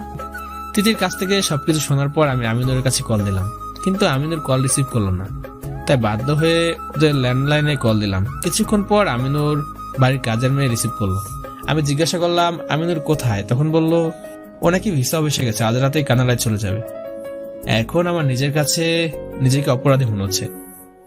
একটা ভুলের জন্য আমি আমার প্রিয় বন্ধুটাকে হারাতে যাচ্ছি। তাই আমি নিজেকে সামলাতে পারলাম না, কাঁপতে শুরু করে দিলাম আর মাথা দেওয়ালে ঠুকতে লাগলাম। 2-3 বার দেওয়ালে মাথা ঠুকানোর ফলে কপাল ফিরে রক্ত বের হতে লাগলো। সাথে সাথে আমি মরে গেলাম। এমন সময় অসুস্থ শরীর নিয়ে তিথি উঠে আসলো, আমার হাত ধরে টেনে নিয়ে এসে বিছানায় বসালো। তারপর নিজের শাড়ির আঁচল দিয়ে আমার কপাল পেতে দিল। আমি তখন ভাবছি, যে মেয়ে আমাকে ভালোবাসে না, যে মেয়ে আমাকে ভালোবাসে তো দূরে থাক, আমাকে সহ্য করতে পারে না, সেই মেয়ে কি করে এমন কাজ করলো? তাহলে কি তিথি আমাকে ভালোবেসে ফেলেছে? ধুর, আমি কি ভাবছি, যেটা কোনোদিন সম্ভব না সেটা কি করে হবে? আমি আসলে বোকা। এমন সময় হঠাৎ করুণ গলায় তিথি বলছে, আসলে আমি আপনাকে কিছু বলতে চাই। আসলে আমি আপনাকে কোনোদিন স্বামী হিসেবে মেনে নিতে পারবো না, কারণ আমি এখনো আমিনুরকে অনেক ভালোবাসি। আমি ওকে অনেক ভুলার চেষ্টা করেছি, কিন্তু আমি ভুলতে পারছি না। আর বাসর রাতে আপনি যা বলেছিলেন আমি সব কথাই শুনেছিলাম। আমি ঘুমানোর ভান করেছিলাম। আমি মনে করি আপনি একজন ভালো মানুষ, কিন্তু আমার পক্ষে আপনার সাথে সংসার করা সম্ভব না। আমি মনে করি আমি আপনার বউ হবার যোগ্য না। তাই আমি কাল সকালে আম্মুর সাথে চলে যেতে চাই। আশা করি আপনি ভালো থাকবেন। আমি কোনো কথা না বলে চুপ করে দাঁড়িয়ে রইলাম। কিছুক্ষণ পর ওয়াশরুমে গিয়ে মাথার রক্ত মুছে ফেললাম, কিছু অ্যান্টিসেপটিক লাগিয়ে নিচে চলে আসলাম। পরিবারের সবার সাথে দুপুরে খাওয়া দাওয়া শেষ করে আমার এক বন্ধু সালিমুলকে কল দিলাম। ও বাইক নিয়ে আমাদের বাড়ির নিচে দাঁড়িয়ে রইল। আমি নিচে যেতে যাব, এমন সময় আম্মু, তোর বাইকে জড়া লাগবে না, তোর বন্ধুকে বাড়ির ভিতরে আসতে বল, আমি ড্রাইভারকে ডেকে দিচ্ছি। এই বলে আম্মু ড্রাইভারকে ডেকে দিল। আমি সালিমকে ভিতরে আসতে বললাম। কিছু নাস্তা পানি করে দুজনে একটা নির্জন পার্কে চলে গেলাম। আমি সালিমকে আমার সব ঘটনা খুলে বললাম, আরো বললাম আমিনুর এর জন্য কানাডায় চলে যাচ্ছে। সালিম বিন্দুমাত্র দেরি না করে আমিনুরের কাছে কল দিল, কিন্তু আমিনুরের নাম্বার বন্ধ দেখাচ্ছে। তাই বাধ্য হয়ে আঙ্কেলের কাছে কল দিল। 2-3 বার রিং হওয়ার পর ফোন রিসিভ করলো। তারপর বলল, বাবা, আমরা আজ কানাডা চলে যাচ্ছি। রাত 10টায় আমাদের ফ্লাইট। আমরা অনেক ব্যস্ততার মধ্যে আছি, তোমার সাথে পরে কথা বলবো। দুজনে পার্কে কিছু সময় কাটানোর পর রেস্টুরেন্টে চলে গেলাম। কিছু খেয়ে যখন বের হতে যাব তখনই পেছন থেকে একটা মেয়ে ডাক দিল। এই শোনেন, পেছনে ঘুরে তাকায় দেখি হাসপাতালে সেই মেয়েটা পাশে একটা ছেলেও আছে। আমাদের কাছে এসে ভালো মন্দ জিজ্ঞাসা করে বলছে, এই ছেলের সাথে আমার বিয়ে রবিবারে, মানে আজ থেকে 2 দিন পর। আপনাকে কিন্তু আসতেই হবে। তাই বলে আমার ফোন নাম্বার নিয়ে নিল। আমি সালিমকে বাসায় পৌঁছে দিয়ে সোজা বাড়িতে চলে আসলাম। রুমে এসে বসতেই অপরিচিত নম্বর থেকে ফোন। আমি ফোন রিসিভ করতেই, কি কেমন আছেন? এখন আপনার শরীরের কি অবস্থা? গলা শুনে বুঝতে পারলাম এটা হসপিটালে সেই মেয়েটা। ওর নাম প্রিয়া। প্রিয়া আমাকে আমার পরিবার সম্পর্কে জিজ্ঞাসা করতে আমি বলে দিলাম। আমার বউয়ের কথা শোনার পর বলে, আপনারা কাল আমাদের বাসায় চলে আসেন। কিন্তু কাল কেন? কাল আমার গায়ে হলুদ, পরের দিন বিয়ে। আমাকে অনেক অনুরোধ করেছে, তাই আমি ফেলতে পারলাম না। আমি ফোন কেটে দিতে যাব, এমন সময় বলছে, ভাবিকে নানি আসবেন না কিন্তু। আমি সম্মতি প্রকাশ করে ফোন কেটে দিলাম। রাতে খাবার শেষ করে রুমে এসে বালিশ নিয়ে সবাই শুতে যাব, এমন সময় পেছন থেকে তিথি ডাক দিল। আমি বললাম, কিছু বলবেন? কিন্তু জবাবে বলল না। আমি বললাম, আমার একটা রিকোয়েস্ট রাখবা? তোমার কাছে এটা আমার শেষ আবদার। কি রিকোয়েস্ট আগে বলেন। হাসপাতালে যে মেয়েটা আমার দেখাশোনা করেছিল, রবিবারে তার বিয়ে। আমাদের দুজনকে দাওয়াত করেছে। আমি কথা দিয়ে ফেলেছি যে আমরা আসছি। কিন্তু কাল তো আমি গ্রামে চলে যাব। আমি তোমাকে গ্রামে দিয়ে আসবো, তুমি ভয় পেও না, তোমাকে আটকিয়ে রাখবো না। কবে যেতে হবে আমাদের? আগামীকাল বিকালে। আমি ভেবে দেখি, তারপরে বলবো না। আচ্ছা, তুমি যা ভালো বুঝো তাই করো। এই বলে আমি বালিশ নিয়ে মেঝেতে একটা চাদর পেতে শুয়ে পড়লাম। কাল একটু ক্যাম্পাসে যাওয়া লাগবে, পরীক্ষার ফিস দিতে। তাই আর ফোন নিয়ে ঘাটাঘাটি না করে চোখের পাতা বন্ধ করে চলে গেলাম এক অচেনা রাজ্যে, যেখানে কোনো হিংসা প্রতিহিংসা নেই, যেখানে নেই কোনো অশান্তি। সকাল 8টার সময় ঘুম থেকে উঠে পড়লাম, দেখি রুমে তিথি নেই। হয়তো ওয়াশরুমে গেছে, তাই মনে করে বসে থাকলাম। কিন্তু ওয়াশরুম থেকে কোনো আওয়াজ আসছে না। তাই দাঁত ব্রাশ করতে করতে ওয়াশরুমে চলে গেলাম। একবার গোসল করে ফ্রেশ হয়ে চলে আসলাম। মোটামুটি পরিপাটি হয়ে ডাইনিং রুমে খেতে বসলাম। দেখি আব্বুও ডাইনিং রুমে বসে খাচ্ছে। আমাকে জিজ্ঞাসা করলো, কোথায় যাচ্ছিস? আমি বললাম, ক্যাম্পাসে পরীক্ষার ফিস দিতে। 30 তারিখ থেকে আমার ফাইনাল ইয়ার পরীক্ষা। বাবা বলল, পরীক্ষা হয়ে গেলে তুমি অফিসে জয়েন করো। আমি আর কতদিন কষ্ট করব বলো? আমি সম্মতি প্রকাশ করে বাড়ির বাইরে গিয়ে সালেমকে কল দিলাম। ও বাসার সামনে চলে আসলো। ক্যাম্পাস বেশি দূর না হয় দুজনে হাঁটতে লাগলাম। আমি জিজ্ঞাসা করলাম আমিনুরের সাথে কথা হয়েছে কিনা। সালিম জবাবে বলল, হ্যাঁ হয়েছে। জামিনের কানাডাতে একটা ভালো জব পেয়েছে, আর ওর আব্বু ওদের সাথে কোম্পানিতে কাজ করে। ওর আব্বু আম্মু 1 মাস পরে চলে আসবে, কিন্তু আমিনুর স্থায়ীভাবে থেকে যাবে। আমিনুর আরো বলল, ওর নাকি দেশে আসার ইচ্ছা নাই। এই কথা শোনার পর আমার নিজের কাছে অনেক খারাপ লাগছে। আমি আমিনুরকে কেন থাপ্পড় দিতে গেলাম, এসব ভাবতে ভাবতে চোখে জল এসে গেল। তারপর সালিম বলল, দোস্ত, আমরা কলেজে চলে যাচ্ছি, তুই রুমাল দিয়ে চোখ মুছে নে। কলেজের কাজ শেষ করে শপিং মলে চলে গেলাম, কারণ আমার বিয়েতে যাওয়ার মতো তেমন কোনো পাঞ্জাবি নেই। সাথে ছিল বৈশাখী আর সালিম। ভাবছি তিথির জন্য একটা হলুদ শাড়ি আর একটা সবুজ শাড়ি কিনবো, ওকে খুব ভালো মানাবে। বৈশাখী 2টা শাড়ি পছন্দ করে দিল। 2 ঘন্টার মধ্যে শপিং করে বাসায় চলে গেলাম। রুমে গিয়ে দেখি তিথি একা একা রুমে বসে আছে। দেখে মনে হচ্ছে ওর মন খারাপ। তাই বিয়েতে যাওয়ার বিষয়ে কিছু না বলে 2টা শাড়ি হাতে ধরে দিলাম। বিয়ের ফাংশনে যেহেতু সন্ধ্যায় যাব, তাই দুপুরে একটু ঘুমানোর প্রয়োজন, কারণ বিয়ের আগের দিন রাতে হয়তো ঘুমাতে পারবো না। আমি ওয়াশরুম থেকে ফ্রেশ হয়ে এসে সোফার উপর শুতে যাব, এমন সময় তিথি বলছে, আপনি বিছানায় ঘুমান। আমি আর কোনো কিছু জিজ্ঞাসা না করে বিছানায় ঘা হেলিয়ে দিলাম। কিছুক্ষণের মধ্যে ঘুম এসে গেল। কে যেন মিষ্টি করে ডাকছে, মাথায় হাতও দিচ্ছে। আমি ঘুমের ঘরে হাতটা ধরে ফেললাম, কিন্তু ছোটার চেষ্টা করছে। চোখ মেলতে দেখি তিথি। সে নীল শাড়িটা পরে আমার সামনে দাঁড়িয়ে আছে, আর ওর হাতটা আমি ধরে আছি। ওকে দেখার পর হাত ছেড়ে দিয়ে বললাম সরি। জবাবে তিথি বলল, না না ঠিক আছে, আপনি তো ঘুমিয়েছিলেন। একটা মেয়ে নীল শাড়ি পরলে যে এতটা সুন্দর লাগে আমার জানা ছিল না। কি অপরূপ লাগছে, আমি ভাষায় প্রকাশ করতে পারবো না। শুধু এতটুকু বলতে পারবো, আমি পরি দেখিনি, কিন্তু পরীর মতো কাউকে দেখলাম। তাড়াতাড়ি বিছানা থেকে উঠে দেখি সন্ধ্যা 6টা বেজে গিয়েছে। আমি ফোন সাইলেন্ট করে ঘুমিয়েছিলাম, তাই প্রিয়া আমার ফোনে কল দিল ঠিক শুনতে পাই না। বিছানা ছেড়ে সোজা ওয়াশরুমে চলে গেলাম। ফ্রেশ হয়ে সেই পাঞ্জাবিটা পরে রেডি হয়ে নিলাম। দেখি তিথিও রেডি হয়ে বসে আছে। বাড়ির সবাইকে বলে দুজনে প্রিয়াদের বাড়ি উদ্দেশ্য করে রওনা দিলাম। এর মাঝে সালিমকে কল দিলাম, কিন্তু ওর কি জানি কাজ আছে, তাই আমাদের সাথে গেল না। প্রিয়াদের বাড়ির সামনে এসে প্রিয়াকে কল দিলাম। প্রিয়া ব্যস্ত থাকায় প্রিয়া একটা বান্ধবীকে পাঠালো রিসিভ করতে। প্রিয়ার বান্ধবী এসে আমাদেরকে বাসার ভিতরে নিয়ে গেল। বাসার ভিতরে গিয়ে প্রিয়ার সাথে তিথির পরিচয় করে দিলাম। প্রিয়া বলছে, ভাই ভাবি কিন্তু দেখতে সেই। তারপর আমাদের গেস্ট রুমে দেখিয়ে দিল। যেহেতু আজকে গায়ে হলুদ, তাই আমি হলুদ পাঞ্জাবি পরে নিলাম, আর তিথি সেই হলুদ শাড়িটা পরলো। তিথিকে হলুদ শাড়িতে অনেক সুন্দর লাগছে, কিন্তু নীল শাড়িতে ওকে আরো বেশি সুন্দর লাগে। দুজনে একসাথে নিচে নেমে এলাম। সবাই আমাদের দিকে তাকিয়ে আছে। আমার খুবই লজ্জা লাগছে। নিচে আসতেই প্রিয়ার বান্ধবী, আপনাকে পাঞ্জাবিতে অনেক সুন্দর লাগছে। প্রিয়া গায়ে হলুদ দিয়ে একপাশে বসলাম। এমন সময় প্রিয়ার কিছু বান্ধবী এসে আমার পুরো মুখে হলুদ দিয়ে দিল। ভিড়ের মধ্যে চোখ গেল একটা মেয়ের দিকে। কাছে যেতে দেখি এ তো তমা, আমার কলেজ লাইফের বেস্ট ফ্রেন্ড। পাশে একটা মোটা লোক। আরো কাছে যেতে তমা আমাকে চিনে ফেললো আর বলছে, কি রে সাগর না তুই? কতদিন পরে দেখা, এখানে কি করে তুই? আমি তারপর সব খুলে বললাম। দেখি তিথি একপাশে দাঁড়িয়ে আছে। আমি তিথির সাথে পরিচয় করিয়ে দিলাম, কিন্তু তিথি একটু বিরক্ত বোধ করছে, তাই ওখানে থেমে গেলাম। তিথিকে বললাম রুমে গিয়ে রেস্ট নাও। ওকে। ও রুমে চলে গেল। আমি তোমাকে জিজ্ঞাসা করলাম, ওই মোটুটাকে? তোমা বলল, ভালো করে কথা বল, কিন্তু ও আমার হাজবেন্ড। একথা শুনে আমি জোরে জোরে হাসি শুরু করে দিলাম। কলেজের অনেক কিউট ছেলেরা তোর জন্য পাগল ছিল, তোমার সাথে প্রেম করতে চাইতো।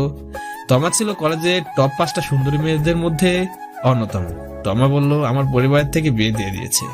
প্রথমে একটু সমস্যা হতো, কিন্তু এখন সব ঠিক হয়ে গেছে। আর আমি এখন সিলেটে থাকি। ও এসইউএসটি এর লেকচারার। আচ্ছা তোর বউ এমন করলো কেন বলতো? দেখতে তো অনেক কিউট। আর বলিস না দোস্ত, পরিবারের চাপে বিয়েটা করে নিয়েছি, এখন জ্বালায় আছি রে। সেই ঘটনাগুলো খুলে বললাম। কি বলিস দোস্ত, আমিনুর তাহলে আর দেশে আসবে না? তাই তো আমার বন্ধুরা বলল। যাই হোক, এসব বাদ দে। আমার যা মনে হয় তোর বউয়ের কিছু সমস্যা আছে। আজ রাতে একটু থেরাপি দিতে হবে। মানে? তুই বুঝবি না, তুই তো বাচ্চা। দূর, আমি বাচ্চা কেন, আমি বিয়ে করছি। তাই তো বউয়ের সামনে গিয়ে ম্যা ম্যা করিস। এই বলতেই আমি তোমাকে মারার জন্য দৌড়ানি দিলাম। দুজনে একটু ছোটাছুটি করে পিয়ার কাছে চলে গেলাম। দেখি সবাই গানের তালে তালে নাচছে। আমি বললাম তোর বরটা মোটা, নাচতে পারবে না, নাচলে কেমন লাগবে জানিস? এই বলে হাসা শুরু করে দিলাম। কিছুক্ষণ পর দেখি তিথি সিঁড়ি বেয়ে নিচে নামছে। উপর থেকে অনেক সাজুগুজু করে নিচে আসছে। এখন পুরো পরীর মতোই দেখাচ্ছে। আমি তাকিয়ে দেখি, চোখ ফেরাতেই পারছি না। আমি যেন কোনো এক নেশার ভিড়ে হারিয়ে গিয়েছি। এমন সময় পেছন থেকে তমা, কি রে, কি দেখছিস? আমি ওর প্রশ্নের কোনো জবাব না দিয়ে তিথির দিকেই তাকিয়ে আছি। তারপরে তোমার ঘরে হাত দিতেই লাফিয়ে উঠলাম। কি রে, কি হলো? এইভাবে দেখলে হবে? দূর, আমি ওকে দেখি নাই। আমি দেখছি বাড়িটা কি সুন্দর করে সাজিয়েছে। আমি তো দেখলাম তুই কোন বাড়ির দিকে তাকিয়ে আছিস। তারপর তোমা বলছে, দাঁড়া দেখি তোর বউ রাগে কিনা। বলে আমাকে একটা মিষ্টি নিয়ে নিজে হাতে খাইয়ে দিল। তারপর আমাকে বলল আমি যেন ওকে একটা খাইয়ে দিই। তাই আমিও খাইয়ে দিলাম। দেখি সিঁড়ির উপর থেকে দিদি এসব দেখছে। ওর মুখে দিকে দেখে মনে হচ্ছে ও রেগে গিয়েছে, কেমন যেন করছে। তারপরে আবার উপরে চলে গেল। আমি তোমাকে বললাম, কি হলো রে, ও আবার চলে গেল কেন? তমা বলল, ওসব তুই বুঝবি না, তুই তো বাচ্চা। তুই আবার আমাকে বাচ্চা বললি? তাই বলে আবার তোমাকে দৌড়ানো দিলাম। তোমার সোজা তিতির কাছে উপরে গিয়ে থামলো। আমি আস্তে আস্তে করে ওর মাথায় একটা চড় দিলাম। তিতিকে শুনে শুনে তমা বলছে, তুমি আগে যেমন ছিলে এখনো ঠিক তেমনই আছো, তোমার কোনো পরিবর্তন নেই। আমি তোমার কানে কানে বলছি, হঠাৎ তুই থেকে তুমিতে চলে গেলি কেন? জবাবে তমা বলছে, এই জন্যই তো তোকে আমি বাচ্চা বললাম। তুই একবার তিথির মুখের দিকে তাকিয়ে দেখ, রেগে গেছে। তার মানে তোর প্রতি তোর বউর একটু দুর্বলতা আছে। মানে কি? আরে বোকা, কোনো মেয়ে তার স্বামীর ভাগ অন্য মেয়েকে দিতে চায় না, আর তোর বউ তো তোর ভাগ অন্য মেয়েকে দেবে না, এটাই স্বাভাবিক। তুই শুধু দেখ আমি কি করি। এই বলে তিতিকে শুনে শুনে তমা বলছে, তুমি কলেজে থাকতে আমাকে একটা পাপ্পি দিছিলে, মনে আছে? এখন একটা দাও না প্লিজ, না হলে আমি দিচ্ছি। এই বলে তমা আমাকে একটা পাপ্পি দেওয়ার জন্য এগিয়ে আসলো। এমন সময় তিথি এসে আমার পাজামি কলার ধরে টানতে টানতে নিয়ে যেতে লাগলো। তোমার দিকে তাকিয়ে দেখি তোমার মিসমিস করে হাসছে। তিথি আমাকে রুমে নিয়ে গিয়ে বিছানায় বসিয়ে দিয়ে বলছে, দেখেন, আমার এসব একদম ভালো লাগে না। আপনাকে যেন ওই মেয়ের সাথে আর না দেখি। আমি অবাক হয়ে প্রশ্ন করলাম, কেন? তিথির সাথে সাথে বলছে, আমার এসব ভাল লাগে না। আপনি ওই মেয়ের সাথে আর মিশবেন না। আমি অবাক হয়ে প্রশ্ন করলাম, কেন? তিথি সাথে সাথে বলছে, আমার এসব ভালো লাগে না। কিন্তু তুমি তো চলে যাবা, তখন আমি একা একা কিভাবে থাকবো একবার ভেবে দেখেছো? আর তুমি তো আমাকে ভালোবাসো না, তাহলে তুমি কেন এমন করছো? এই বলে আমি রুম থেকে বের হয়ে গেলাম। বাইরে আসতেই তমা বলছে, কি রে, বউয়ের হাতে পিটুনি কেমন খেলি? তোর বউ তো রেগে ফেটে গেছে, একটু পর আবার হবে। দেখি তোর বউ আর কত রাখতে পারে। আমি তোমাকে বললাম এসব না করলে হয় না দোস্ত। তমা একটু রেগে গিয়ে, তুই থাম। আমি আর কিছু না বলে তমা যা যা করলো তা দেখার জন্য মানসিকভাবে প্রস্তুতি নিতে লাগলাম। তবে আমার মনে একটাই প্রশ্ন, তিথি রেগে গেল কেন? ও তো আমাকে ভালোবাসে না, তাহলে কি এই কয়দিনে আমার প্রতি দুর্বলতা তৈরি হয়েছে? দূর, আমি বোকার মতো এসব কেন ভাবছি। যা কোনোদিন হবার নয় তা কি করে হবে। রাত গভীর হয়ে গেছে, তাই খাবার দাবারের আয়োজন করা হলো। মেনুতে চিংড়ি মাছ ছিল, যেটা আমার ফেভারিট। তাই আর দেরি করলাম না, খেতে বসে গেলাম। আমার এক পাশে তমা আর অন্য পাশে তিথি। তোমার হাজবেন্ড সেই সময় চলে গিয়েছে কিনা জানি না। আমি যে প্লেটে চিংড়ি মাছটা নিলাম তখনই তমা আমার প্লেট থেকে নিজের প্লেটে নিয়ে নিল। আমি সবার সামনে কিছু বলতেও পারছি না, তাই চুপ করে বসে আছি, কিছুই খাচ্ছি না। পাশে তাকিয়ে দেখি তিথি খেয়ে যাচ্ছে, আশেপাশে কারো দিকে তাকাচ্ছে না। তমা জানতো যে চিংড়ি আমার ফেভারিট, তাই ও এই কাজ করেছে। সবার খাওয়া যখন প্রায় শেষ, তখন তমা আমার প্লেটে ওর প্লেট থেকে 2টা চিংড়ি মাছ আমাকে দিয়ে দেয়। উফ, কি যে মজা করে খেয়ে সবাই যার যার রুমে চলে গেলাম। এখন প্রায় রাত 1টা বাজে, সবারই প্রায় ঘুম পাচ্ছে, কিন্তু আমার ঘুম আসছে না। তাই সোফায় বসে ফোন টিপছি, আর তিথি বিছানায় শুয়ে আছে। এমন সময় কে যেন দরজায় নক করেছে। দরজা খুলে দেখি তমা আমাকে বলছে, চল ছাদে গিয়ে গল্প করবানে। আমি প্রথমে যেতে অনিচ্ছা প্রকাশ করলেও তোমার অনুরোধ ফেলতেই পারলাম না। দুজনে ছাদে গিয়ে গল্প করছি। গল্প করতে করতে রাত 2টা বেজে গেল। যেহেতু আজকে বিয়ে, তাই তোমাকে বললাম একটু ঘুমিয়ে নিতে। আমিও চলে আসলাম। রুমের ভিতরে প্রবেশ করে দেখি তিথি এখনো জেগে আছে। মেঝেতে বালিশ নিয়ে লাইট অফ করে শুয়ে পড়লাম। পাখির কিচিরমিচির ডাকে সকালে যখন ঘুম থেকে উঠবো, তখন বুকের উপর ভারী কিছু একটা অনুভব করলাম। চোখ মেলতে দেখি তিথি আমার বুকে মাথা দিয়ে ঘুমিয়ে আছে। আমি কিছু না বলে ঘুমানোর ভান করে শুয়েই থাকলাম। 10 মিনিট পর তিথি ঘুম থেকে উঠে বলছে, সরি, রাতে একটু ভয় পেয়েছিলাম, তাই নিচে এসে ঘুমিয়ে পড়েছিলাম। কখন যে আপনার বুকের উপর মাথা চলে গেছে আমি নিজেও বলতে পারবো না। সবকিছুর জন্য সরি। আমি অবশ্য মনে মনে একটু খুশি হয়েছিলাম, আর ভাবছিলাম প্রতিদিন কেন ভূত আসে না। ঘুম থেকে উঠে দুজনে ফ্রেশ হয়ে নিলাম। দুজনে রেডি হচ্ছি, এমন সময় তিথিকে বললাম, তুমি কালো শাড়িটা পরো, কালো শাড়িতে তোমাকে অসাধারণ লাগবে। কিন্তু আমার কথা আগ্রহ না করে একটা লাল শাড়ি পরলো। লাল শাড়ি কোথায় পেলো আমি নিজেও জানি না। আমি কিছু না বলে নিচে চলে গেলাম, কারণ এখন বরপক্ষ এসে গিয়েছে। আমি নিচে নেমে তোমার জন্য অপেক্ষা করছি, তখন তিথি নিচে নামছে আমার কিনে দিয়ে কালো শাড়িটাই পরে। দেখে মনে হচ্ছে ঠিক যেন একটা ডানা কাটা পরি। আমার মনে মনে একটাই প্রশ্ন, আমি যখন বললাম তখন পড়লো না, আবার এখন ঠিকই পরে আসলো। আসলে মেয়েদের মন বোঝা এতটা সহজ নয়। যেহেতু বরের সাথে আমার আগে থেকে পরিচয়, তাই আমাকে দেখা মাত্র ভালো মন্দ জিজ্ঞাসা করলো। আমি আর তমা এক জায়গায় খেতে বসলাম। তমা আমাকে খাইয়ে দিচ্ছে, তিথিকে দেখিয়ে দেখিয়ে আমিও তমাকে খাইয়ে দিচ্ছি। এসব দেখে তিথি রেগে ফেটে যাচ্ছে, একদম টাচ করে বাস্ট হয়ে গেল সবার সামনে। খাওয়া দাওয়া শেষ করতেই তিথি আমার হাত ধরে রুমের ভিতরে নিয়ে গেল। তারপর বলছে, আমি আপনাকে ওই মেয়ের সাথে মিশতে নিষেধ করছি না, তারপরেও কেন ওই মেয়ের সাথে অমন করলেন? তাই বলে কেঁদে দিল। আমি তিথির চোখের পানি মোছার জন্য ওর মুখে হাত দিতেই, আমাকে আপনি টাচ করলেন কেন?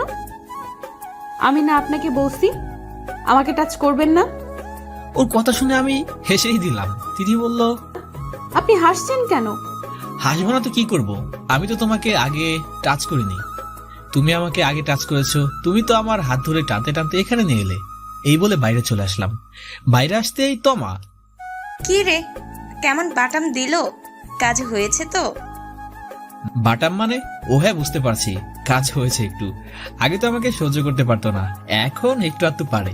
তারপরেই তো আমার হাজবেন্ড চলে আসলো, আমার সাথে পরিচয় করে দিল। কিছুক্ষণ তিনজন আড্ডা দিলাম। এর মধ্যে তিথিকে আর নিচে আসতে দেখলাম না। আড্ডা দেওয়ার পর প্রিয়ার সাথে ছবি তুলছে, এমন সময় তমা এসে বলছে, কি রে দোস্ত, আমার সাথে ছবি তুলবি না? তো আমার সাথে একটা ছবি তোলার পর দেখি তিথি নিচে আসছে। তিথি নিচে আসা দেখে তমা আমার গা ঘেঁষেই দাঁড়ালো। সিঁড়ির দিকে তাকিয়ে দেখি তিথি আমার দিকে তাকিয়ে আছে, কেমন যেন কুনজরে। তাই আমি তমাকে ছেড়ে তিথির কাছেই চলে গেলাম।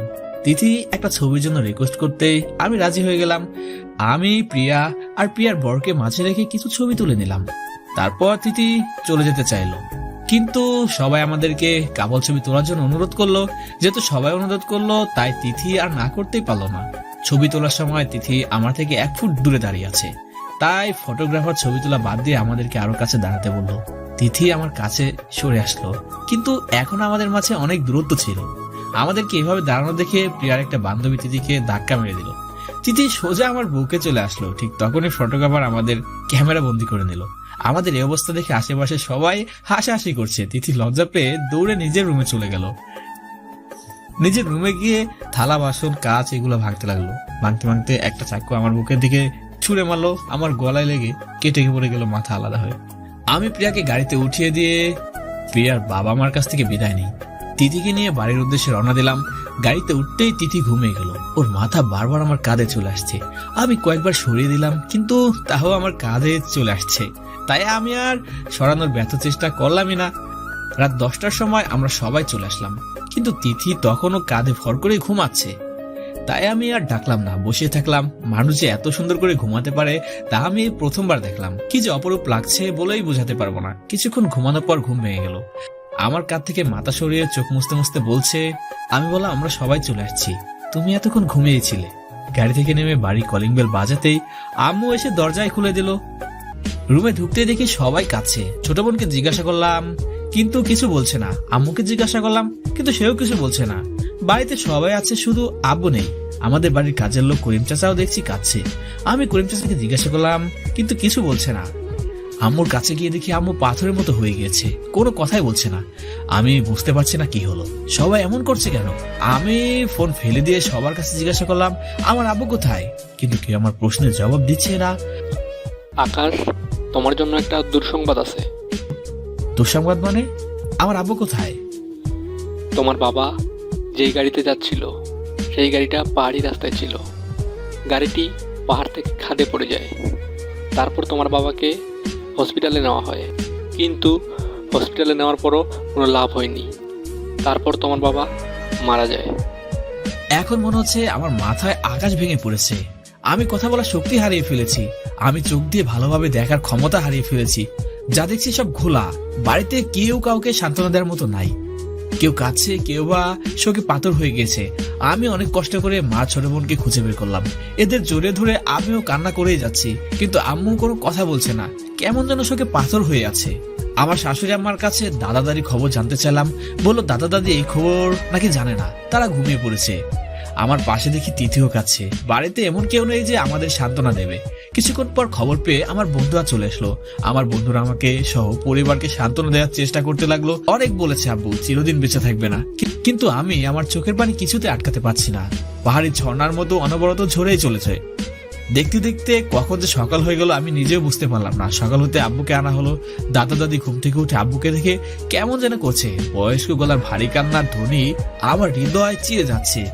শেষ গোসল দিয়ে খাটিয়ায় রেখে দেওয়া হলো। আমি যখনই আব্বুর মুখ দেখেছি তখনই আমার চোখ দিয়ে সেই অসীম ধারায় জল ঝরতে লাগলো। আমার বন্ধুরাও প্রতিবেশীরা আমাদের সান্ত্বনা দিতে লাগলো। আমি একবার আব্বু, একবার ছোট বোন, একবার আমার বন্ধুদের জড়িয়ে ধরে কান্না করতে লাগলাম। আমি নিজেকে থামানোর অনেক চেষ্টা করেছি, কিন্তু কিছুতেই থামাতে পারছি না। আমার চোখ দিয়ে অনবরত ঝরতে লাগলো পানি। মনে হচ্ছে এ ধারা হয়তো কোনোদিনও শেষ হবে না। আমি তিথির দিকে তাকিয়ে দেখি ও কাঁদতে কাঁদতে কেমন যেন অসুস্থ হয়ে গিয়েছে। আব্বুর জানাজা দিয়ে যখন কবরে শোয়াতে যাব তখন আমার হৃদয় কেমন যেন এক কম্পন হতে লাগলো। আব্বুকে কবর দিয়ে দোয়া করে একে একে সবাই যে যার বাড়িতে চলে গেল। শুধু আমি আব্বুর কবরের কাছে বসে রইলাম। আমার পাশে শুধু সালিম দাঁড়িয়ে আছে। প্রায় ঘন্টা 2 একইভাবে দাঁড়িয়েছিলাম আব্বুর পাশে। তিথি, আমার ছোট বোন আর আমার শাশুড়ি আম্মা এসে আমাকে বাড়ি নিয়ে গেল। বাড়ি এসে দেখি আম্মুর প্রেশার বেড়ে গিয়েছে। বাড়ির কাজের লোক ডাক্তার কাকাকে খবর দিল। ডাক্তার কাকা এসে আম্মুর প্রেশার চেক করে কিছু ঔষধ দিল আর বলল যেন রেস্ট নেয় এবং কান্নাকাটি যেন না করে। সবাই আমাকে বোঝাচ্ছে আমি যেন ভেঙে না পড়ি, কারণ পরিবারের হাল ধরার মতো একমাত্র আমি আছি। এখন আমার ছোট বোন বিয়ে দেওয়া বাকি আছে। পাড়া প্রতিবেশী সবাই আমাকে এতটাই বোঝানোর চেষ্টা করছে, কিন্তু কিছুতে আমার মন বসতে চাইছে না।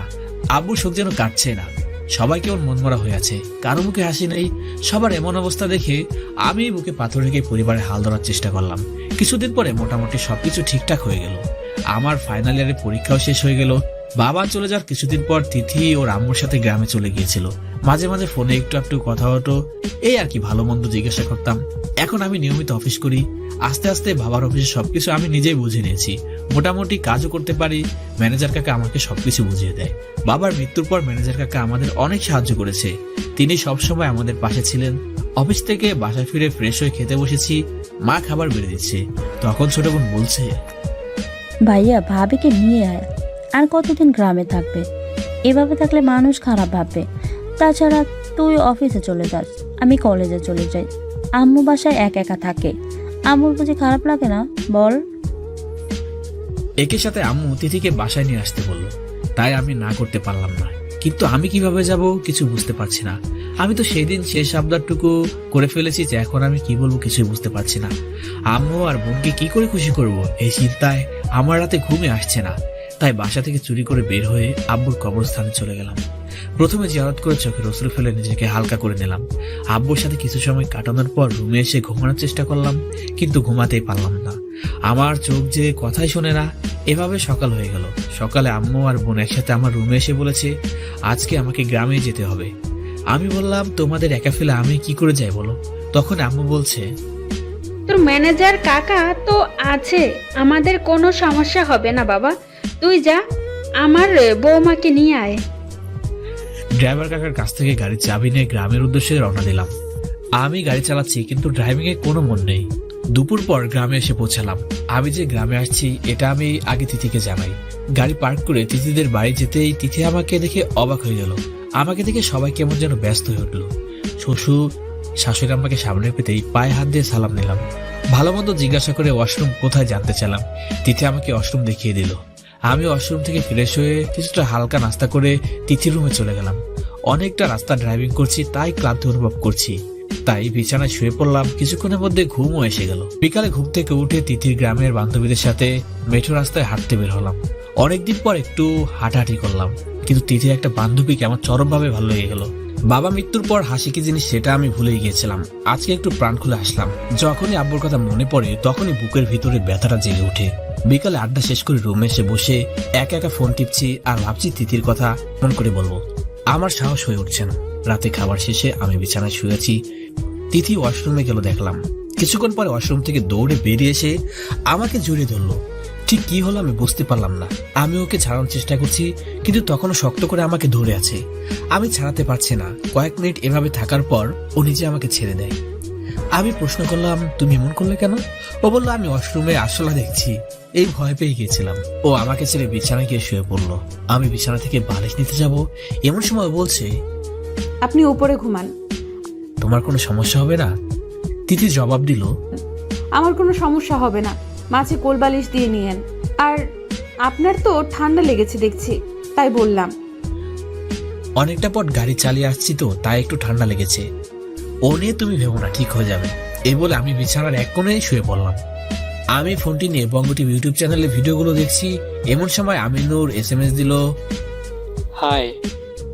কিন্তু আমি কোনো রিপ্লাই দিলাম না। একটু পর আবার সরি। এবার আমি রিপ্লাই দিলাম, লিখলাম সরি তো আমার বলা উচিত, সেদিন তো আমি তোর গায়ে হাত উঠিয়েছিলাম। তুই জানিস আমি কেন তোর গায়ে হাত উঠিয়েছিলাম? কেন? আমি তোকে অনেক আপন মনে করি। আমি মনে করি তোর প্রতি আমার একটু অধিকার আছে, তাই আমি বুঝতে পারিনি যে এই সামান্য কারণে তোর এত খারাপ হবে। আমি এখনো বলবো লাভ ইউ ভাই। তুই যা ভাবছিস তা না, আমি একটা ভালো জব পেয়েছি তাই চলে আসলাম। তুই দেশে চলে আয়। জানিস আমার আব্বুর খবর? হ্যাঁ, সেলিম বলেছে। আমি তোকে এর মধ্যে কল দেইনি, তোর যদি মন খারাপ হয় তাই। সেটা আমি বুঝতে পেরেছি। আমি বিয়ে করেছি দোস্ত, আগামী রবিবার দেশে আসছি। বুধবারে বিয়ে করে শুক্রবারে আবার চলে যাব। তোর আর ভাবিস থাকতে হবে কিন্তু। যেহেতু একসময় আমার বেস্ট ফ্রেন্ড ছিলি তাই আর না করতে পারলাম না। আমি সম্মতি প্রকাশ করে ফোন রেখে চোখ বুজে ঘুমানোর চেষ্টা করছি। কিছুক্ষণ পর তিথি আমার ফোন নিয়ে ঘাটছে দেখলাম। আমি দেখেও না দেখার ভান করে চোখ বুজে ঘুমানোর অভিনয় করছি। 15 থেকে 20 মিনিট ঘাটার পর তিথি উঠে অশনে চলে গেল। তারপর হাওমাও করে কান্না শুরু করে দিল। কিছুক্ষণ কান্নাকাটির পর ফ্রেশ হয়ে আবার বিছানা শুয়ে পড়লো। তারপর আমি ঘুমিয়ে পড়লাম। হঠাৎ মাঝরাতে আমার ঘুম ভেঙে গেল। চোখ মেলতে দেখি তিথি আমাকে জড়িয়ে ধরে শুয়ে আছে আর কোলবালিশটা মেঝেতে পড়ে আছে। আমি এই অবস্থা দেখে কোনো নাড়াচড়া না করে এভাবেই শুয়ে থাকলাম। সকালে কে যেন কানের কাছে এসে বলছে, আমি কোনোদিন আপনাকে ছেড়ে যাব না, শুধু একবার বলেন আপনি আমাকে ভালোবাসেন। আমি চোখ বুজে ঘুমানোর অভিনয় করছি। আরো বলছে, আমি আপনার মায়ে পড়ে গিয়েছি, আমি এখন আপনাকে ছাড়া থাকতে পারি না, প্লিজ একবার বলেন ভালোবাসেন আমাকে। এই বলে তিথি ওয়াশরুমে চলে গেল। আমি তখনও বিছানা থেকে উঠলাম না, চোখ বুজে থাকলাম।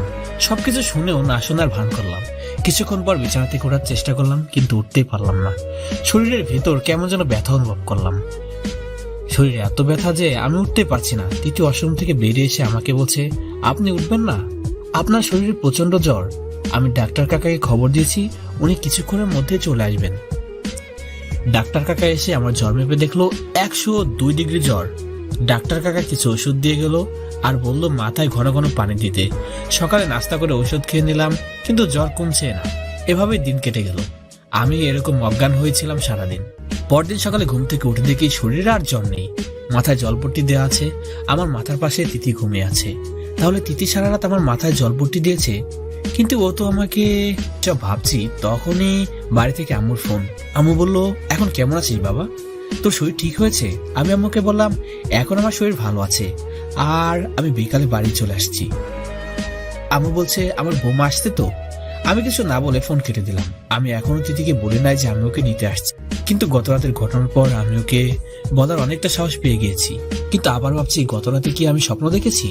অনেকটা সন্দেহে পড়ে গেলাম। তিথির গায়ে কাঁথা দিয়ে আমি ওয়াশরুমে চলে গেলাম। ওয়াশরুম থেকে এসে দেখি ও রুমে নেই। আমি আর ডাকাডাকি না করে রুমে বসে থাকলাম। এর মধ্যে শাশুড়ি আম্মা কিছু নাস্তা নিয়ে আসলো, আমি খেতে লাগলাম। শাশুড়ি আম্মা পাশে দাঁড়িয়ে ছিল। আমি বললাম আমি আজকে বিকালে চলে যাব, কিন্তু আমাকে আরেকটা দিন থাকার জন্য অনুরোধ করলো। আমি অফিসের দোহাই দিয়ে এবারে রক্ষা পেলাম। নাস্তা শেষ করে রুমে শুয়ে আছি, তখনই তিথি পুকুর থেকে গোসল করে এসে ড্রেসিং টেবিলের সামনে চুল আঁচড়াচ্ছে। ভেজা চুলে কেমন যেন লাগছে ওকে। আমি ওর পাশে গিয়ে চেয়ারে বসলাম। ও আমার দিকে তাকিয়ে বলছে, কিছু বলবেন? আমি মাথা নেড়ে বললাম হ্যাঁ। কিছুক্ষণ চুপ করে থাকলাম। আসলে কথাটা যে আমি কি করে বলবো কিছুই বুঝতে পারছি না। ও বলল, বলেন, কোনো সমস্যা নাই। আসলে আম্মু তোমাকে বাড়িতে নিয়ে যেতে বললো আমাকে। আমি আসতে চাচ্ছিলাম না, কিন্তু ছোট বোন আর আম্মুর মুখের দিকে তাকিয়ে চলে আসলাম। তোমার যদি যেতে মন চায় তাহলে চলো, আমি তোমাকে জোর করবো না, কারণ সে অধিকার আমার নেই। তিথি হাসছে আর বলছে, এত কথা কোত্থেকে শিখেছেন? আম্মু আগের দিন রাতে আমার ফোনে কল দিয়েছিল, কিন্তু আপনার অনেক জ্বর ছিল তাই আমি ফোন রিসিভ করেছিলাম। আম্মু আমাকে সব বলেছে, আর আমি আম্মুকে বলেছিলাম যে আপনি অসুস্থ, আমরা কখন রওনা দেব। তার মানে তুমি যাবে? সত্যি তুমি যাবে? দাঁড়াও, আমি বাড়ির সবাইকে জানিয়ে দিই। তাই বলে ফোন করে আম্মুকে বললাম আমরা দুপুরে ওইখান থেকে রওনা দিব। আম্মু খবরটা শুনে অনেক খুশি হয়ে গেল। আমি আমার জামা কাপড় ব্যাগে গুছাতে লাগলাম। তিথি ওর সব জামা কাপড় ব্যাগে নিয়ে নিল। ও যেভাবে সাজগুজ করছে তাতে মনে হচ্ছে অনেকদিন থাকার উদ্দেশ্যই বাড়ি যাচ্ছে। এ তো দেখি মেঘনা চাইতে জল, যাক ভালোই হবে। কিছুদিন একসাথে থাকার পর সবকিছু ঠিকঠাক হয়ে যেতেই পারে। এতদিন তিথির প্রতি আমার একটা দুর্বলতা তৈরি হয়েছে। আমার ওকে ছাড়া অন্য কোনো মেয়েকে আর ভালোই লাগে না। অফিসে অনেক সুন্দরী সুন্দরী মেয়ে আছে, কিন্তু ওদের ভালোই লাগে না। দুপুরে খাওয়া শেষ করে শাশুড়ি আম্মার কাছ থেকে বিদায় নিলাম। অবশ্য শাশুড়ি আম্মাকে আমাদের সাথে আসতে বলেছিলাম, কিন্তু আসলোই না। তাই আমরা দুইজনই গাড়িতে উঠে বসে পড়লাম। অনেকটা রাস্তা একা ড্রাইভিং করতে হবে, তাই কিছুটা মানসিকভাবে প্রস্তুতি নিয়ে নিলাম। ওকে পেছনের সিটে বসতে বললাম, কিন্তু সামনের সিটে বসলো। ভালো করে সিট বেল্ট বেঁধে যাত্রা শুরু করলাম। কিছু দূর যেতেই সালিম ফোন দিল মাঝ রাস্তায়, তাই রিসিভ করলাম না। সন্ধ্যার দিকে বাড়ি পৌঁছে গেলাম। আমাদেরকে কাছে পেয়ে মা বোন মহা খুশি। আম্মু তিথিকে বড় মেয়ের মতো দেখে, তাই তার আনন্দই অন্যরকম। রুমে গিয়ে ফ্রেশ হয়ে সালিমকে কল দিলাম। সালিম আমাকে ওদের বাড়িতে যেতে বললো, তাই দেরি না করে সোজা ওদের বাড়িতে চলে গেলাম। দুজনে ছাদে চলে গেলাম। আমি সালিমকে সবকিছু খুলে বললাম। সালিম বলল, দোস্ত সবকিছু ঠিক হয়ে যাবে, অল্প কিছুদিনের মধ্যে। তুই আর ভাবি নিজেদের মধ্যে একটু বেশি সময় দিবি, তাহলে ভালো হবে। পারলে আগামীকাল তোর অফিস দেখিয়ে নিয়ে আসিস, দেখবি অনেক খুশি হবে। দুজন প্রাণ খুলে আড্ডা দিলাম ছাদে, সিগারেট তো আছেই। সালিমদের বাড়ি থেকে রাতের খাবার খেয়ে নিলাম। সময়টা অনেক আনন্দে কাটালাম। বাসায় ফিরে ওয়াশরুম থেকে ফ্রেশ হয়ে সোফায় বসলাম। আমার বউটা খাবার বেড়ে বসে আছে। আস্তে আস্তে একটু রাত হয়ে গেছে, তাই আম্মু আর ছোট বোন রাতের খাবার খেয়ে ঘুমিয়ে পড়েছে। ও আমার কাছে এসে বলছে, আপনি খাবেন না? চলেন একসাথে খেয়ে নিই। আমি বললাম, আমি তো সালিমদের বাসা থেকে খেয়ে আসছি, তুমি না খেয়ে বসে আছো কেন? তিথি বলছে, না মানে আব্বু যখন বেঁচে ছিল তখন আব্বু না খেলে আম্মু খেত না, আব্বু আর আম্মু একসাথেই খেত তাই। কিন্তু আমি আর তুমি তো সেরকম না। আজ না হয় কাল তো তুমি চলেই যাবা। আর আমার কথাটা রাখার জন্য তোমাকে অনেকটাই ধন্যবাদ। তোমার জন্য অনেকদিন পর মার ছোট বোনকে হাসি খুশি দেখতে পেয়েছি, এজন্য তোমাকে অসংখ্য ধন্যবাদ। আমি তোমার কাছে ঋণী। যদি কোনোদিন তোমার কোনো প্রয়োজন লাগে আমাকে ডাকবা, আমার জীবন দিয়ে হলেও দেব। এ কি আপনি এসব কি বলছেন? আপনার আম্মু আমার আম্মু না? আমার আম্মুর হাসি মুখ আমার দেখতে ইচ্ছে করে না? আপনি আসলেই অনেক খারাপ, কিছুই বোঝেন না, না বোঝার চেষ্টা করেন না। দিদির সাথে হালকা মনোদ্বন্দ্ব হলো। ও আমার সাথে আর কথা না বলে ওয়াশরুমে চলে গেল। আমি বিছানায় শুয়ে পড়লাম। ওয়াশরুম থেকে বেরিয়ে এসে বিছানার মাঝে কোলবালিশ দিয়ে শুয়ে পড়লো। দুজন দুই দিকে ফিরে শুয়ে রইলাম। কিছুক্ষণ পরে আমার মনে পড়লো ও তো রাতে না খেয়ে শুয়ে আছে। আমি বিছানা থেকে উঠে লাইট জ্বালিয়ে রেখে ডাইনিং থেকে একটা প্লেটে খাবার নিয়ে চলে এলাম। ওর হাত ধরে উঠানোর চেষ্টা করলাম, কিন্তু ও উঠছে না। মনে হয় একটু বেশি রাগ করেছে। রাগ ভাঙানোর জন্য কান ধরে উঠবস করতে লাগলাম কয়েকবার। তারপর সে হেসে দিল। তখন হাত ধরে উঠালাম। আমি ওকে খাইয়ে দিতে লাগলাম, কিন্তু ও আমার হাতে না খেয়ে নিজে নিজেই খেলো। কি জানি কি হলো, আমিও নিজে বলতে পারবো না। আসলে আমার এই কাঁচা মাথায় মেয়েদের মন বোঝা সম্ভবই না। ওর খাওয়া দাওয়া শেষ হলে আমি আবার বিছানায় শুয়ে পড়লাম। ও লাইট অফ করে শুয়ে পড়লো। আমি আস্তে আস্তে বলছি, কাল আমার সাথে অফিসে যাবা? অনেক ঘোরার জায়গা আছে আমাদের অফিসে, তোমার খুব ভালো লাগবে। আমার প্রশ্নের কোনো জবাব না দিয়ে অন্যদিকে তাকিয়ে রইল। তাই একরকম ধরে নিলাম হয়তো সে যাবে না। ফোনে অ্যালার্ম দিয়ে ঘুমিয়ে পড়লাম। আমি এখন আর 8টার সময় ঘুম থেকে উঠি না, প্রতিদিন 6টার সময় ঘুম থেকে উঠি, কারণ আমার অফিস 8টা থেকে। সকালে ফোনের অ্যালার্মের শব্দ শুনে উঠতে যাব, কিন্তু উঠতে পারছি না। কে যেন আমাকে শক্ত করে ধরে আছে। চোখ মেলতে দেখি তিথি। আমি ছাড়ানোর চেষ্টা করলাম, কিন্তু ছাড়াতে পারলাম না। যেহেতু অফিসে যাওয়া লাগবে, তাই বাধ্য হয়ে ওকে ডাক দিলাম। কয়েকবার ডাকার পর উঠে লজ্জা পেয়ে রুম থেকে বাইরে চলে গেল। আমি বিছানা ছেড়ে উঠে ফ্রেশ হয়ে অফিসের জন্য রেডি হয়ে নিচে নাস্তা করতে চলে এলাম। হালকা নাস্তা করে ড্রাইভারকে গাড়ি বের করতে বললাম। গাড়ির কাছে যেতে দেখি ও সেই কালো শাড়িটা পরে আসছে। আমি ভেবেছিলাম ও হয়তো যাবে না, কিন্তু ঠিক তার বিপরীত ঘটলো। আসলে তিথি যা বলে তার ঠিক উল্টোটাই করে। আমি গাড়িতে উঠতে বললাম, তো উঠছে না। কি যেন ভাবছে। আমি ওর কাঁধে হাত দিতে লাফিয়ে উঠলো। কি যে ভাবছে। তারপর গাড়িতে উঠে পড়লো। আমরা অফিসে চলে গেলাম। একে একে অফিসের সবার সাথে পরিচয় করিয়ে দিলাম। সবকিছু খুব উপভোগ করছে। যেহেতু অনেকদিন পর অফিসে আসছি, তাই আজকে একটু সবকিছুর হিসাব নেওয়া লাগবে। আমি তিথিকে গেস্ট রুমে রেখে আসলাম। বললাম, তুমি এখানে ঘন্টাখানেক অপেক্ষা করো, আমি কিছু কাজ শেষ করে আসছি। এখানে টিভি আছে, দেখো। আর যদি ভালো না লাগে তাহলে আমার রুমে চলে এসো। আমার অফিসের হিসাব রক্ষক একটা সুন্দরী মেয়ে, ওকে আমার রুমে ডাক দিলাম। আমি ওর কাছ থেকে সব হিসাব বুঝে নিচ্ছি। কখন যে 1 ঘন্টা পার হয়ে গেল নিজে বুঝলাম না। হঠাৎ কোন রকম দরজা নক ছাড়াই কে যেন রুমে প্রবেশ করলো। তাকে দেখি তিথি। আমি হিসাব রক্ষক মেয়েটাকে চলে যেতে বললাম। মেয়েটা চলে যেতেই তিথি আমার শার্টের কলার ধরে বলছে, ওই মেয়ের সাথে এতক্ষণ কি করছিলেন? আমি আপনাকে না বলছি কোনো মেয়ের সাথে মেলামেশা করবেন না? আমি ওকে রাগানোর জন্য বললাম, ওই মেয়ের সাথে আমার একটা সম্পর্ক আছে। একথা শোনার পর তিথি চোখ মুছতে মুছতে অফিস থেকে বেরিয়ে গেল। আমি পেছন থেকে অনেক ডাকলাম, কিন্তু কোনো কথাই শুনছে না।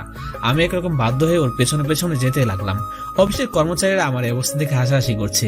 নিচে যেতে তিথি অটোতে উঠে চলে গেল। আমি আবার আমার রুমে এসে কাজে মন দিলাম। কাজ শেষ করতে করতে রাত 8টা বেজে গেল। কাজ শেষ করে বাসায় চলে গেলাম। ওয়াশরুম থেকে ফ্রেশ হয়ে আমি সোফায় বসে পড়লাম। দেখি তিথি ওর সব কাপড় গুছিয়ে এনেছে। আমি যেই বলছি কোথাও কি যাবা, ও ফুফে ফুফে কাছে আর বলছে, আমি বাড়ি চলে যাব কাল। এই বাড়িতে আর কিসের জন্য থাকবো? সব তো আপনি আজ শেষ করে দিলেন। আপনার অন্য জায়গায় সম্পর্ক আছে, সেটা আপনি আগে বলবেন না? তাহলে আমি আর কষ্ট করে আসতাম না। আমার আরো কত জায়গায় সম্পর্ক আছে, আমি যেখানে যাই সেখানে সম্পর্ক গড়ে ওঠে। এই বলে আমি হাসতেছি আর ও আস্তে আস্তে চাপা গলায় কাঁদছে। ওকে রাগাতে আমার বেশ ভালোই লাগছে। আমি নিচে গিয়ে আম্মুর সাথে খেয়ে নিলাম। আর আম্মু বলল তিথি এখনো খায় নাই। তাই ওর খাবার নিয়ে উপরে চলে আসলাম। খাবার রুমে নিয়ে এসে রেখে দিলাম, বললাম খেয়ে নেও। এই বলে আমি ছাদে চলে গেলাম। ছাদে যেতে আমিনুরের ফোন।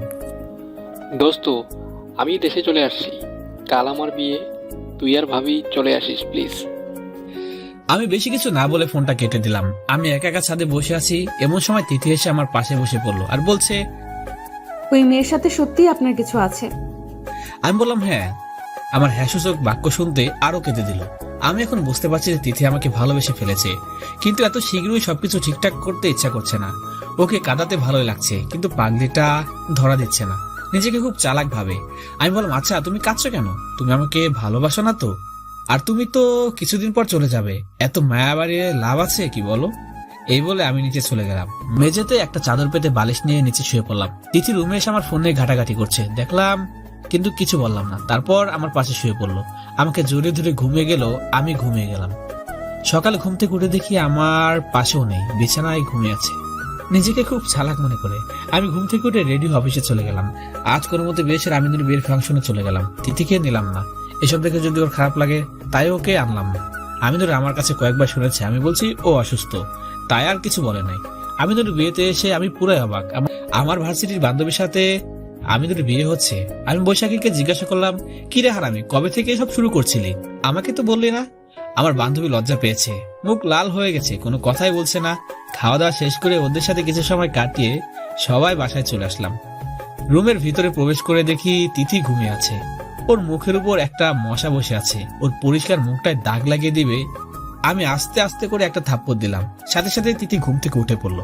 আমি বললাম, তোমার মুখে একটা মশা বসছিল, তাই আমি সেটা মারতে গিয়েছিলাম। ও আর কিছু বললো না, আবার শুয়ে পড়লো। কিন্তু অন্যান্য দিন তো তেলে বেগুনে জ্বলে ওঠে। সারাদিন অনেক পরিশ্রম করছি তো তাই ক্লান্ত, নিচে ঘুমাতে ইচ্ছে করছে না। ওকে না বলে খাটের উপর ঘুমিয়ে পড়লাম। সকালে কেমন যেন একটা শব্দে ঘুম ভেঙে গেল। চোখ খুলতেই দেখি দিদি ব্যাগ গুছিয়ে নিজে রেডি হয়ে বসে আছে। আমি উঠতে বলছে, আমাকে আম্মুর কাছে দিয়ে আসেন। আমি বললাম কেন? ও বলছে, আপনি আমার কোনো কথা শোনেন না, আপনার সাথে আমি আর থাকবো না। ওয়াশরুম থেকে ফ্রেশ হয়ে এসে ওকে বোঝানোর চেষ্টা করতে লাগলাম, কিন্তু কিছুতেই বুঝছে না, কোনো কথাই শুনছে না। আমি অফিসের ম্যানেজার কাছে কল করে বললাম আজকে আমি অফিসে আসতে পারবো না। সকালে নাস্তার জন্য আমি তিথিকে নিয়ে খাবার টেবিলে চলে গেলাম। খাবার টেবিলে বসতে আম্মু বলছে, সাগর, আমার আর একা একা বাড়িতে ভালো লাগে না। আমি বললাম তিথি তো আছে। আরে সেটা না, বাড়িতে একটা বাচ্চা কাচ্চা না থাকলে ভালো লাগে বল বাবা? তো সারা বাড়ি মাথায় করে রাখে, আমি আর কয়দিন বাঁচবো বল বাবা, যদি নাতিপুতির মুখ না দেখি? আমি বললাম তিথি তো আছে এখন। মা বলছে, আম্মুর কথা শুনে তিথির মুখ লজ্জায় লাল হয়ে গেছে। আমি আম্মুকে বললাম, আচ্ছা ঠিক আছে, আমি আজকে অফিসে যাচ্ছি না, আমার বউকে নিয়ে একটু বাইরে যাব, ওর নাকি মন খারাপ। আম্মু বলছে, আচ্ছা বাবা যা, আসার সময় আমার জন্য পান নিয়ে আসিস, আজ সকালে ফুরাই গেছে। তোর করিম চাচা গ্রামের বাড়িতে চলে গেছে, তাই তোকে বললাম। আমি আম্মুকে বললাম ঠিক আছে। তিথিকে নিয়ে একটা লেকের পাড়ে চলে গেলাম। জায়গাটা আমার খুব ভালো লাগে। যখন মন খারাপ হয় তখন এই জায়গা লেকের পাড়ে এসে বসে থাকি। কিছুক্ষণ বসে থাকার পর এমনিতেই ভালো হয়ে যায় মন। আমি তিথিকে জিজ্ঞাসা করলাম, জায়গাটা তোমার কাছে কেমন লাগছে বলো? ও বলল, ভালো। ও মন খারাপ করে একপাশে বসে আছে। আমি কথা বলে ও দুই একটা কথা বলছে, আর না বলে বলছে না। আমি বাসা থেকে মনে মনে ঠিক করছি ওকে প্রপোজ করব, তার জন্য অবশ্য একটা গোলাপ ফুলও আনছি, কিন্তু এখন সাহস হয়ে উঠছে না। আসলে আমি আগে নিজে থেকে কাউকে প্রপোজ করি নাই তো। একবার স্কুল লাইফে একটা মেয়েকে শুধু বলেছিলাম আমি তোমাকে, তারপর আমার উপর দিয়ে একটা টর্নেডো বয়ে যায়। সেখান থেকে আমার এত ভয়, দুই একবার ওর সামনে গিয়ে বলবো বলবো ভাবছি, কিন্তু বলতে পারছি না, কি যে করি। এইভাবে সময় কেটে গেল, আজ আর বলা হলো না। বাসায় চলে গেলাম। রাতে দেখি আকাশে বড় একটা চাঁদ উঠেছে, তাই ছাদে চলে গেলাম চাঁদ দেখতে। দেখি তৃতীয় ছাদে বসে আছে, ওর পাশেই গিয়ে বসলাম। মনে মনে ভাবছি এখন বলে দেই। হঠাৎ করে ওর সামনে গিয়ে চোখ বুজে বলেই দিলাম। তারপর এক দৌড়ে রুমে চলে আসলাম। তিথি আমার সামনে এসে শুধু হাসছে, কিন্তু আমার খুব ভয় করছে। হাসি থামিয়ে তিথি বলছে, আপনি ওইভাবে দৌড় দিলেন কেন? আমি কি বাঘ না ভাল্লুক? আমার পাশে এসে বলছে, আপনি সত্যিই আমাকে ভালোবেসে ফেলেছেন। সারা জীবন আমার হাত ধরে রাখতে পারবেন? আমি বললাম, আমি তোমাকে ছাড়া কোনো কিছু ভাবতে পারি না। তোমাকে না দেখলে আমার ভালোই লাগে না। তুমি সামনে না থাকলে আমি তোমাকে অনেক মিস করি। এটা যদি ভালোবাসা হয় তাহলে আমি তোমাকে ভালোবাসি, একটু না অনেক। আমার শেষ নিঃশ্বাস ত্যাগ করার আগ পর্যন্ত তোমার হাত ধরে রাখতে চাই, যদি তুমি সুযোগটা দাও। তিথির দিকে তাকিয়ে দেখি ওর চোখ দিয়ে অশ্রু ঝরছে, পাহাড়ি ঝর্ণার মতো। আমি নিজে হাতে ওর চোখের পানি মুছে দিয়ে বললাম, কোনোদিন তোমার চোখে পানি আসতে দেব না। তিথি কোনো কিছু না বলে আমার বুকে মুখ লুকালো, আমাকে জড়িয়ে ধরে আছে, অনেক শক্ত করে জড়িয়ে ধরেছে। ওর চোখের পানি আমার শার্ট ভিজে গিয়েছে। হঠাৎ আমাকে ছেড়ে দিয়ে বলছে, অফিসের ওই মেয়েটার সাথে। আরে ওর তো আগে বিয়ে হয়ে গেছে, একটা ছেলেও আছে, আর ওর সাথে আমার ভাই বোনের সম্পর্ক। আমাকে ভাই বলে ডাকে, তাই বলে হাসছি। এই কথা শোনার পর আমার বুকে মারতে লাগলো, তারপর আবার জড়িয়ে ধরলো। কিছুক্ষণ পর আমি বলছি, আম্মু যেটা বলছিল ওইটা কি হবে? ও বলছে, কোনটা? আরে খাবার টেবিলে যেটা বলছিল আমাদের বেবির ব্যাপারে। আপনি চুপ করেন তো, আপনার মুখে কিচ্ছু আটকায় না। তুমি আমার সাথে আর আপনা আপনি করে কথা বলবা না, এখন থেকে তুমি বলবা, না হলে আমি তোমার সাথে কথা বলবো না। তুমি বলো না প্লিজ। তুমি? ও, বউয়ের মুখে তুমি ডাক শুনতে যে কি মজা লাগছে। আচ্ছা, আমাদের তো সেদিন বাসরাত হয়নি, আজকে কি? এই একদম না কিন্তু। আমি আস্তে আস্তে ওর কাছে যেতে লাগলাম। তারপর যেটা হলো সেটা সেই বইয়ের পাতায় 778 নম্বর পৃষ্ঠা থেকে পড়ে নেন। দেখতে দেখতে 5 বছর কেটে গেল। এখন আমাদের একটা 4 বছরের মেয়ে আছে, ওর নাম রিমি। রিমি বাড়িটা মাতিয়ে রাখে সবার চোখের মনে। আমার ছোট বোনেরও ভালো জায়গায় বিয়ে দিয়েছি। আমিও রিমিকে নিয়ে সারাদিন পড়ে থাকি। তিথি আর আমার মধ্যে মাঝে মধ্যে ঝগড়া হয়, কিন্তু কেউ কারোর সাথে বেশিক্ষণ কথা না বলে থাকতে পারে না। মিনুরের সাথে বন্ধুত্বটা আগের মতো যাচ্ছে দিন দিন। শুধু আব্বু নেই, যার আব্বু নেই সেই বুঝে বাবা না থাকার কি কষ্ট। সো দর্শক বন্ধুরা, আপনাদের যাদের বাবা আছে তারা বাবা বেঁচে থাকতে তার যত্ন নিন, তার সেবা করুন, তাকে ভালোবাসুন, সাহায্য করুন, তার পাশে থাকুন। সো বন্ধুরা, এই ছিল আমাদের আজকের গল্প। সো বন্ধুরা, আজকের এই গল্পটি আপনাদের কাছে কেমন লেগেছে নিচে কমেন্ট করে জানিয়ে দিন। আর হ্যাঁ, পরবর্তীতে আপনি কি ধরনের গল্প পেতে চান সেটিও নিচে কমেন্ট করে জানাতে পারেন। সো দেখা হবে নতুন ভিডিওতে, ততক্ষণ ভালো থাকবেন, সুস্থ থাকবেন। আর হ্যাঁ, আপনি যদি এখন আমাদের প্রেমের মায়াজাল চ্যানেলটি সাবস্ক্রাইব না করে থাকেন তাহলে প্লিজ চ্যানেলটি সাবস্ক্রাইব করে পাশে থাকা বেল বাটনটি বাজিয়ে দিন। এতে করে পরবর্তীতে অসাধারণ সকল ভালোবাসার গল্প পেয়ে যাবেন সবার আগে। ধন্যবাদ।